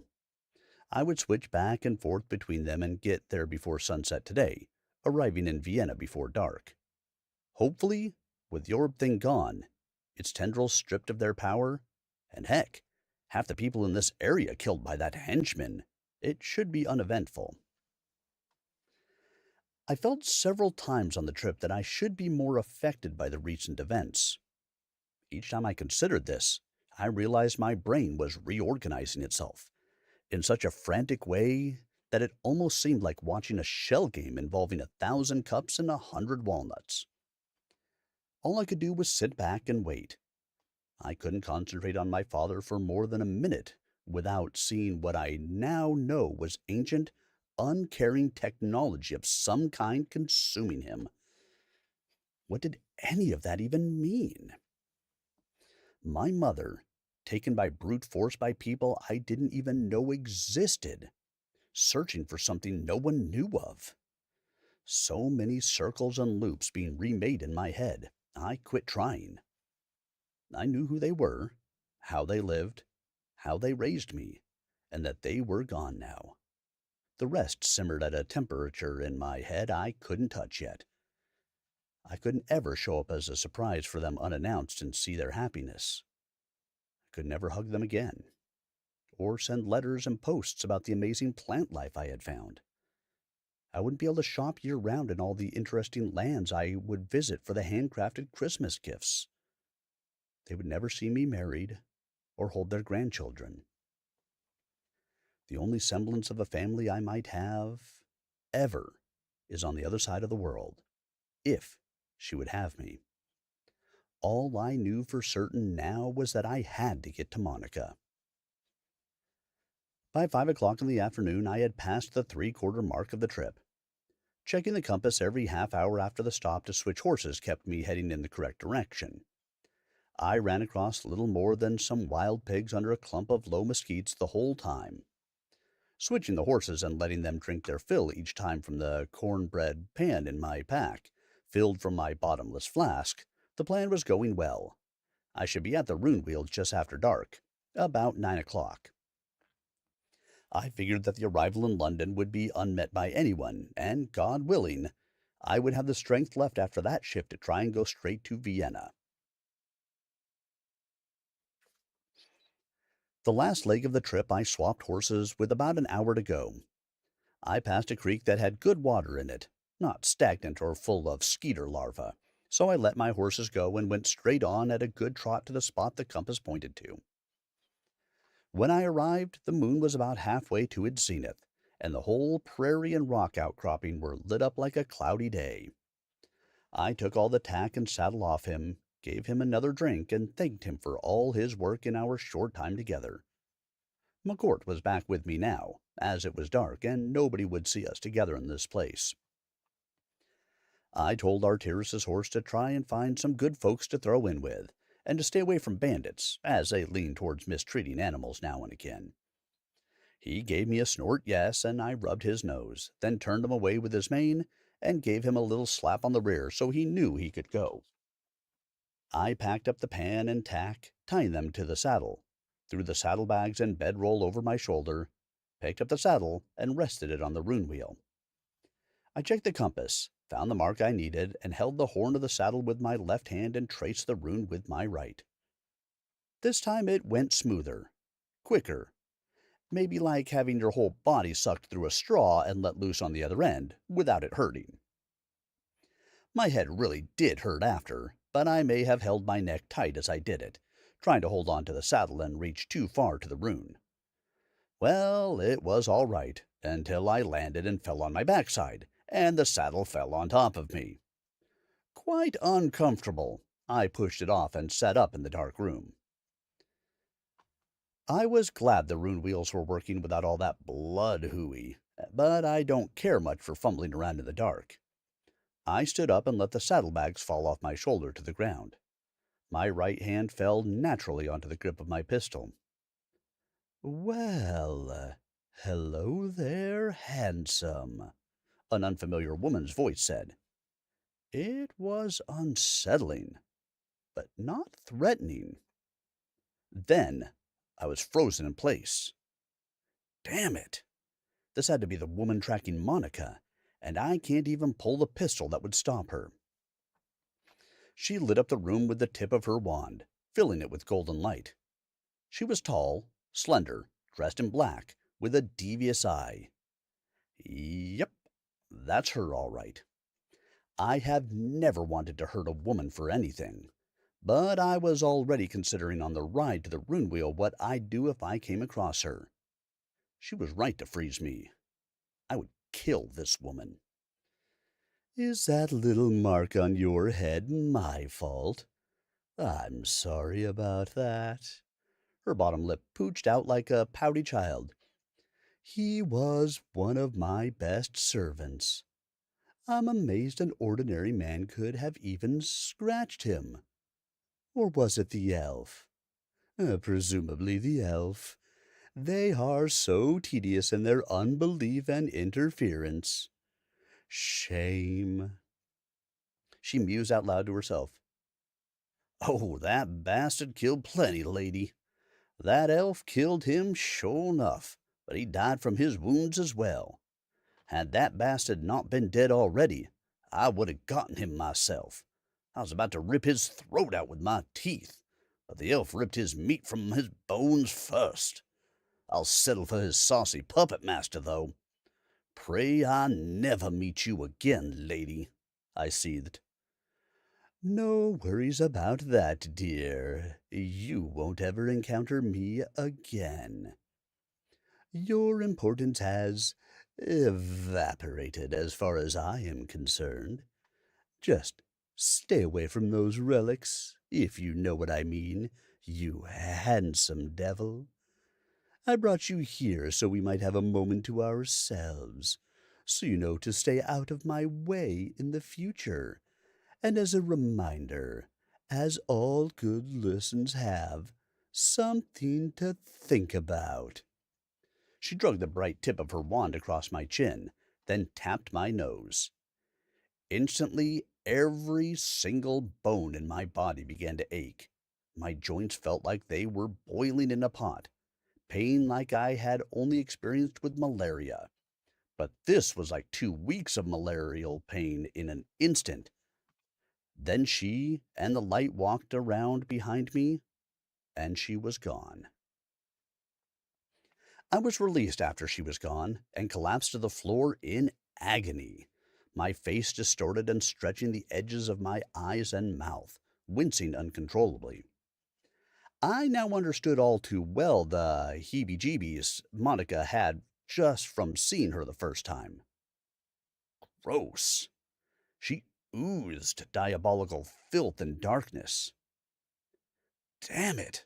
I was sore, and trying to fight the saddle and rune shift, then fight being frozen and boiled by the witch. I don't know if I have another shift in me right away, from wherever this is. I fumbled around, joints not moving naturally, and although the incitement of pain was gone, the lingering effect was much like a rope burn, but on my whole body. What did she mean? She brought me here. Where is here? I finally found a crack of light under a door and crawled to open it. It was the same basement where I stayed in London with the professor before. I decided to go find some of the potion the professor gave me before my trip last time. It helped. Fumbling around the room from memory, I found the door to the room I slept in, and there was, in fact, a candle lit on the table for me. It would be very early in the morning here.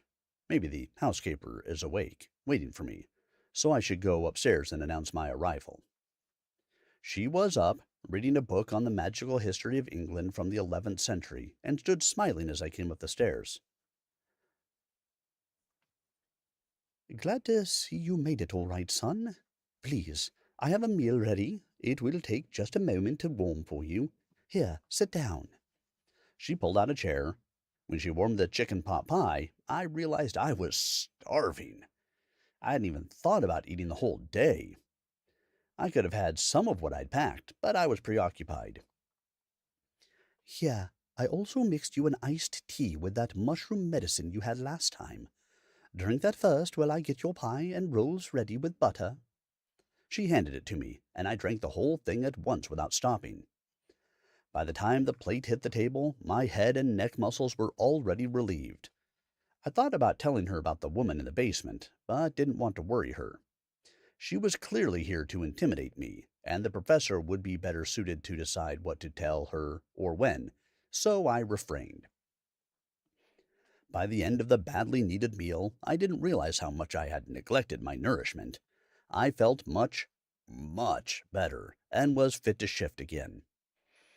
Dawn was breaking here in London, with steaming rain beating the walls, and I didn't want to keep her any longer worried with me than needed. Raileanu, the professor said you would need to go to Vienna, and this is the symbol you need on the wheel downstairs for that.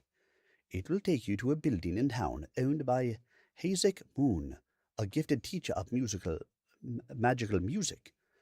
The professor said she would be expecting you, and they would come to you as soon as she told them you had arrived. She handed me a scrap of paper with the symbol on it. He also said you'd lost your mother and father all in about a week. I'm praying for you, and have been ever since you left.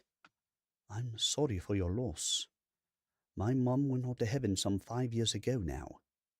It will get easier.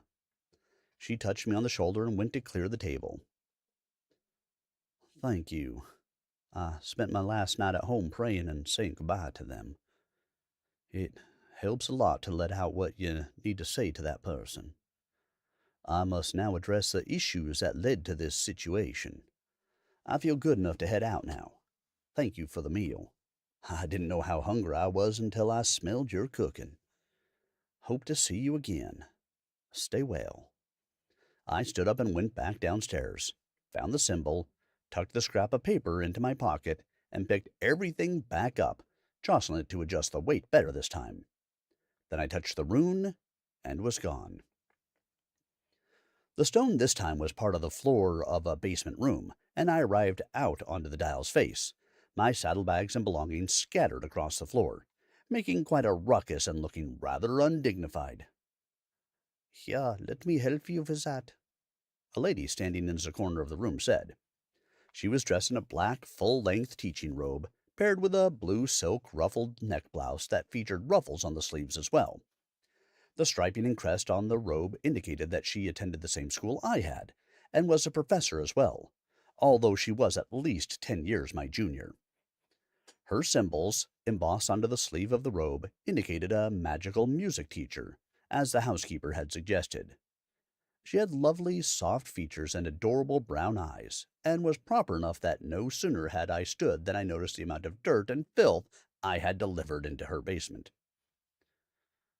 My name is Hazek Moon. The professor said you would be arriving any time," she said, looking at the dirt and debris I had brought into her home. "I have a private tutoring class beginning in 15 minutes. Would you mind coming upstairs so your expectant friends can see you've arrived?" She was polite, but in a hurry, I could tell.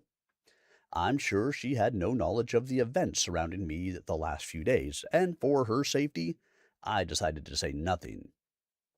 McCourt was flying in circles, griping about the harshness of that landing, and finally settled on the stone, ruffling his feathers in disgust at the raucous arrival. "I'm very sorry, ma'am, about the dirt and mess I caused landing here. I'll be out of your hair as soon as I can. Thanks for letting me drop in." That was an accurate statement, as the runestone had virtually shot me out of the top, and my falling and dropping everything was a result of being squirted out a whole foot or so above its surface. I picked everything up, reloaded it to carry, and indicated with raised brow I was ready. She smiled plainly, looked around at the mess, and turned slowly to go up. Yeah, she was mad at my mess. Well, you can't hardly ride 12 hours in Central Texas, then rune shift twice, and not leave a mess. She was equally unimpressed as my saddle and bags dragged across, catching everything on the way up the narrow stairs and doorways, which were meticulously maintained. Well, before I arrived anyway. We stopped in the hallway for a moment, looking at the painting of the professor. Less than a minute later, she gave a big smile and continued on. After all this mess and commotion I caused, I think she decided to make me go out back into her tiny courtyard because she led me through a narrow hallway and out through the small kitchen. Can't blame her. "They know I'm here?" I asked, squeezing out the garden door frame, scratching it up as well, into a small enclosed garden, McCourt now resting on the saddle I was carrying in front of me. Yes, they're relieved and will meet you, she said. Meet me where? I'll show you. Down here. She opened another narrow door to an angled entrance, to another basement, maybe, that rose from the back corner of the open yard. She held it open, still smiling, and as I stepped into the stairway and began to descend, she looked at me and said, Watch your step, Raileanu. She shut the door behind me, and the candles with reflectors lit up, mounted on the walls along the sides. Okay. Guess I'm going this way. The stairs went a long way down, 30 or 40 feet deep, and the floor and about half the sides of this tunnel looked carved out of solid rock. The remainder of the sides were stacked dry stone, and the roof seemed to be made of large slabs of slate, which were dark stone, best I could make out in the candlelight emanating from little carved nooks on both sides of the passageway. I had walked about 100 yards, feeling more relaxed with my elbows out, as the tunnel was a good 8 feet across and high, with plenty of room, when I heard footsteps rapidly approaching. Several sets of them. I put the saddle and bags down as quietly as I could and put my hand on the grip of Mama's revolver. I had no idea who it was, but I wasn't risking another ambush from that woman. I stood straight and dead center of the tunnel, resigned to whatever was coming, ready to fall flat behind the saddle if there was more than one target. The footsteps were getting closer, and they were around the bend to the left now. As soon as the form crested the edge of the wall, 20 yards away, I could tell it was Monica. I holstered the pistol and ran to meet her, and her arms were high in the air, already crying. I grabbed her with every emotion a man can have, realizing how much hope and love and fear and hurt I had bound up, and let it all go then. She was the only one who had control of letting it out of me now. I held her for all I wanted to share with her, the hug blending into the hugs I had wanted to give my father and my mother, and anguish over failing Artyrus. I was so happy, so hurt, so sad. Both our hearts pounded, and the crying and shallow breaths were in perfect reciprocation. I stood there squeezing her, holding her feet 6 inches off the ground for a long, indeterminate amount of time before I set her down. She grabbed my face and cheeks wet with tears, smiling from ear to ear. Just let yes pour out. Yes, yes, yes, I will marry you. I buried my face in her neck and hair. I quit caring about anything else then. I am so sorry about everything. About your parents, Raileanu. I never got to meet them. I even had something made for your mother. It hurts to even think of it now. The professor and Clement, who had stopped short of us, each went to retrieve some of my gear that had been dropped behind me to carry it back. We just stood in their way, oblivious to the whole rest of the world. I did hear the professor say the saddlebags were too heavy for him, and Wenzel picked those up, and my hat, which Monica knocked off when she jumped into my arms. Good thing, too. That's a good hat. Go on, boys. I'll be a minute. Thanks for everything, I said. They continued to be jovial and silly, happy for us, and tried not to broach the serious subjects or mention the grief at the moment. We stayed there for at least 15 minutes, alone, staring into each other's eyes in ways we dared not before, for a while, then collapsing back into hugs. I gave her the first kiss of our lives in that dank tunnel, cradling her perfect cheeks in my scratchy, dirty hands. Then I must have kissed her 50 times standing there. I wasn't nearly as beat and worn out as I thought I'd be. I'm sure Monica had something to do with it. Most of all, the pent-up fear that I might be alone now in the world was gone. So when we did decide to rejoin the others, I picked her up, cradled her in my arms, and carried her the whole way back to Clement's house, 40 stairs and all. Emerging in the root cellar under the kitchen, I set her down, but wouldn't let go of her hand just yet. They set my belongings down at the back stoop for the kitchen, not wanting all that dirt in their house, and we went into the back hallway of the Metterniches. Dusting himself off, Clement said, "Why don't you go up to the room? Monica can show you the way and get cleaned up. Then we can talk." Laughing at himself, he said, "I think you brought half of Texas back with you. Raileanu." He met his wife Laverne coming around the corner, and she smiled and waved at Monica and I. "Come on, dear, I'll show you to the room," Monica said, and began to lead me to the rear stairs of the ground floor of the house. We went up 2 flights, and she led me into the same room I had stayed in once before. She let go of my hand to reach for some clothes on the bed. "I had these brought up from storage. Clement said you'd worn these the last time you visited, and he kept them for you. Said you have the proclivity to wear unbecoming attire sometimes." "Darn skippy, woman! I only wear that to avoid embarrassing him. But I spend the whole time feeling embarrassed in those clothes." Well, I will get your dirty clothes clean while you bathe. Fair enough?" She smiled and leaned on the bed in an unfamiliar manner.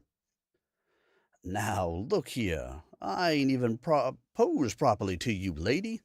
You'll have to stop all that naughtiness until we are properly married. Don't go stirring up trouble just yet." I tried to appear stern, but she was right not to buy it. So she smiled even bigger and walked out, pulling the door slowly to watch me, until it closed. Geez, I don't know if I'll have any unused emotions by the end of this day. Yes, Lord Jesus, help me. You have Mama and Daddy in your hands, brave Artyrus, and all those other folks this week, too. Just keep an eye on me in the days to come. I peeled the days of sorrow and trail filth, my blood, even stains on my pants from Artyrus and Father Callias. I threw them off into a pile on the tile floor, where at least someone could sweep them, and I didn't get any blood or dirt on the carpets or rugs. I hung the pistol belt on a hook in the bathroom and ensured the water was hot before taking off my long johns and socks. Even with all those layers, that powder-fine dust in places around my homestead still gets everywhere. I stepped into the tub, and the dirt peeled off into an expanding dirt island as I went in. Great! Now I'm bathing in muddy water. Oh, well, I'll still be cleaner than when I started. Just as I started to relax a bit, I had a flash of my mama's face when that bastard killed her. I shook it off. I refused to look too closely at the memory because I knew, in that last second, her entire life, every lesson she had taught or wanted to teach me, every hardship and victory were piled up in her eyes, trying to give them to me. I wouldn't look at that until the time was right. I got out, shaved, and put on the clothes Clement had kept for me. Just a shirt, no vest or jacket, though, and certainly not that belly band thing or tie. I went out, knowing where his study was and that he would likely be there, so I headed over. It was locked, so I knocked, and someone came and unlocked it and opened the door. I went in, past Wenzel at the door, and everyone was seated in front of Clement's desk. Monica was on a small sofa with a seat saved for me, indicated by her pats on the cushion. Joining her, she collected up my hand with both hers and held it tight. "Clement, I want to say, I'm so sorry about Artyrus. I know you sent him there to protect me, and in the end, I couldn't help him at all. I know he was so proud to be in your service, and no braver man have I ever met. He went to the mission, knowing the dangers, just to try and help Father Callias after a tornado passed through. The Comanches got him there, and he could have left, but he never gave up, despite being stuck with 2 arrows and nearly dead when he set up his last defense and fought to the end. It's his bravery in those last minutes that gave Father Callias time to lay it all out. That gave us the final clues to this mystery that killed my father, and to that finding that orb. Can I speak to his parents before his funeral? I wanted to make it clear that his heroism and sacrifice were no small matter to any of us. I have spoken to them. They have requested to learn about his last moments from you. We will have his funeral in a few days' time. I will have my personal assistant present, as they don't speak English very well, and the confluence of events between the magical and ordinary worlds that led to his death are nuanced and should be done with precision for them to fully understand. Thank you. Clement said. As Clement was looking up, I saw him glance to one side and felt someone appear behind us. Barthou came walking around beside the desk, facing us, Corvus from the other side. I have explained with the professor all that has transpired to everyone in this room, and answered their questions to the best of their ability to understand. Many things you may encounter you will not understand, but we will. All have been given similar tokens that can be used to contact me directly. Do you all agree to be sentries on the watchtower of this world? Corvus asked us. Each said yes without consulting each other. Monica even before I did. Sentries are all I can ask of you, Corvus began. We will only contact you if we need assistance, but will not allow you to be harmed by more than your share again. This we, the High Elves, pledge to you. By the end of this year, we hope to have established worthy allies on every continent to guard against the rise of the relics and their threat to humanity. You are the first. We advise you to go about your lives as normally as possible to avoid drawing attention from those who seek these powerful artifacts.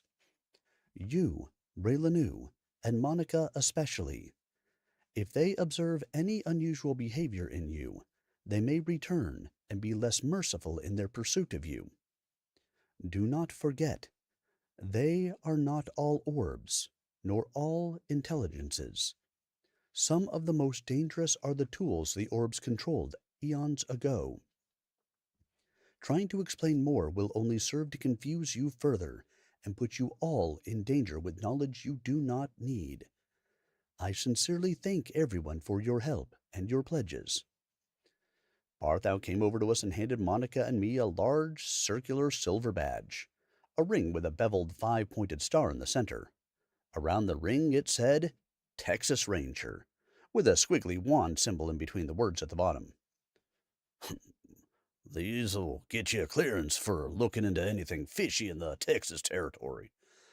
I ain't no small thing. There ain't a dozen of us, not counting y'all. The Republic of Texas is a bit bigger than most of y'all's here in European countries. I'll be working on getting your U.S. territorial badges as well. That'll take a bit longer, I'm afraid. Best I can do. Raileanu? Barthou pointed at me. I'll be a-checking on your place as often as I can. I already set up some magic water troughs and feeders for those chickens and goats your mama had. Also, your mom and pa's owls, along with Arteris's owl, were there when I left. I let them loose, but they chose to stay around a while, so don't be surprised if they're at your place when you get home. Don't you worry none. Thank you, for everything, Barthou, I said, looking at the badge. Yes, thank you, Barthou, for saving my fiancé's life, Monica said rightly. Now hold on, Bubba. You telling me there's a wedding coming? I love weddings. Can I bring the missus? He asked. Now, all you hold on. I may have overreacted with the veracity of that statement, but I was glad to be here, and Monica was safe. However, I hadn't even spent much time absorbing everything that had happened in the last 72 hours, and really wasn't ready to plan anything as grand as a wedding. I just didn't want to lose her or be alone. I ain't even asked her properly yet. We don't know when something like that would be happening, I said, trying to calm Barthou down a bit. Raileanu, I know we are all tired of waiting, and no one wants either of you to wait any longer, especially after the week you have had. Clement just said what everyone was thinking, myself included, after it came out of my mouth. Clement, do you ever check that little pouch you got, like the one I have? He nodded yes. Well, call everyone in here then if it's all right. Wenzel left the room, and Clement came over beside me and put the little purse on my shoulder, and I took it. I stood and went over to the desk with Clement to converse privately for a moment, and look in the coin purse. Once a staff of cooks, housekeepers, security, and even 2 carriage drivers and a carpenter, working late, were assembled, both confused and bemused by this strange happening in the master's study, a room only a few had ever seen, it was time. I walked to Monica, knelt, and she started to shiver and cry as I took her hand. Monica Binder, love of my life for as long as I have known you, will you be my partner in life, my wife, for as long as I have it to share with you? Of course I will. Yes, yes, she cried out. Applause from the assembled people excited to witness such a happy moment. I opened the coin purse and removed a glowing copper band with silver braiding throughout it, joining at the setting to grasp a Louisiana fire opal. I slid it on her finger and stood to kiss her and hold her for all to witness. I knew Mama and Daddy were happy as well, and at peace now. The tiny pieces of crusty green copper I had been finding, which I had sent back at the beginning of this ordeal, were being made into an engagement ring by Clement before any of the terrible events. It included the handful that Daddy had collected and Mama gave me just a few days earlier. I knew the time had come before I left, and I wanted to make sure she was mine without further delay. Even more so after her resilience through the hardships we endured.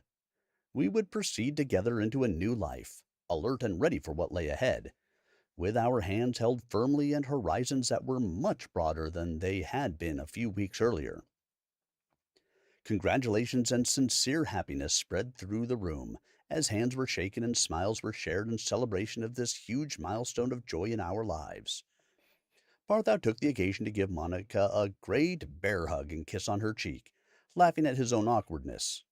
Laverne, Clement's wife, a vision of control and decorum, was streaming tears of happiness and hugged Monica and me at least 3 separate times.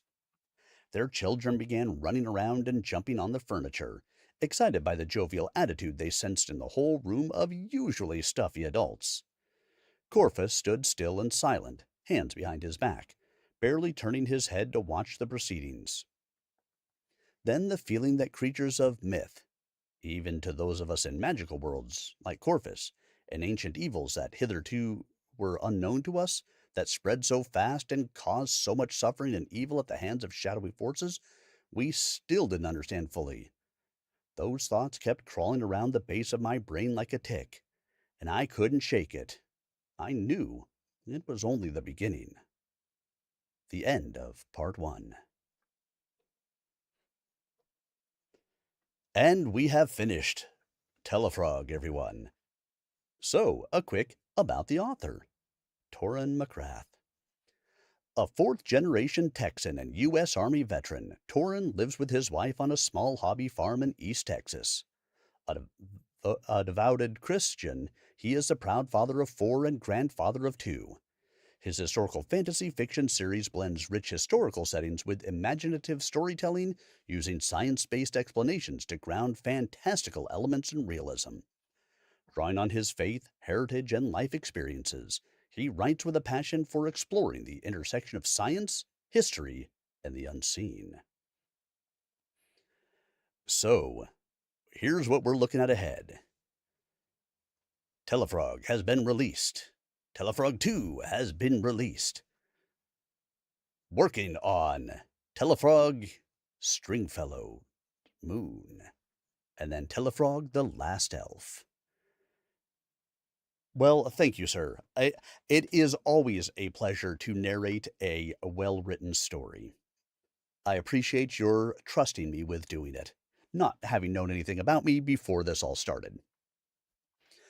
So, as a reminder to everybody, all of the chapters of Tellafrog will be available on YouTube and Rumble if you want to get out there and have a listen again. If you missed any parts of it, you want to pick up anything, share it with others.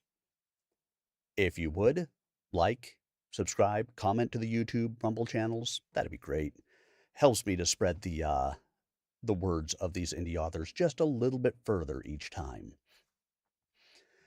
As well, if you would, if you have listened to all of this and would do so, I'm asking from me, I'm also asking from our author. Get out there and give a review to the book. Write it up on Amazon, Goodreads, wherever you can find. Put out a review of this. The more reviews we have of the books, the more the algorithm recognizes it and will spread it to others for them to find.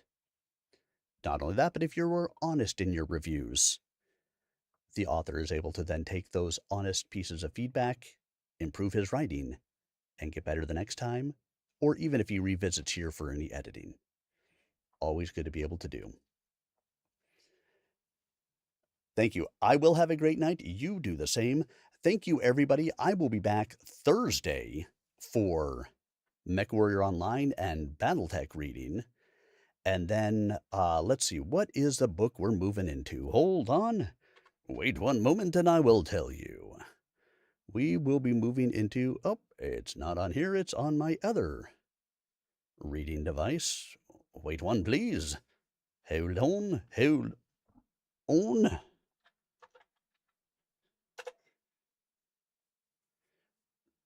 Snowzoic, good to see you.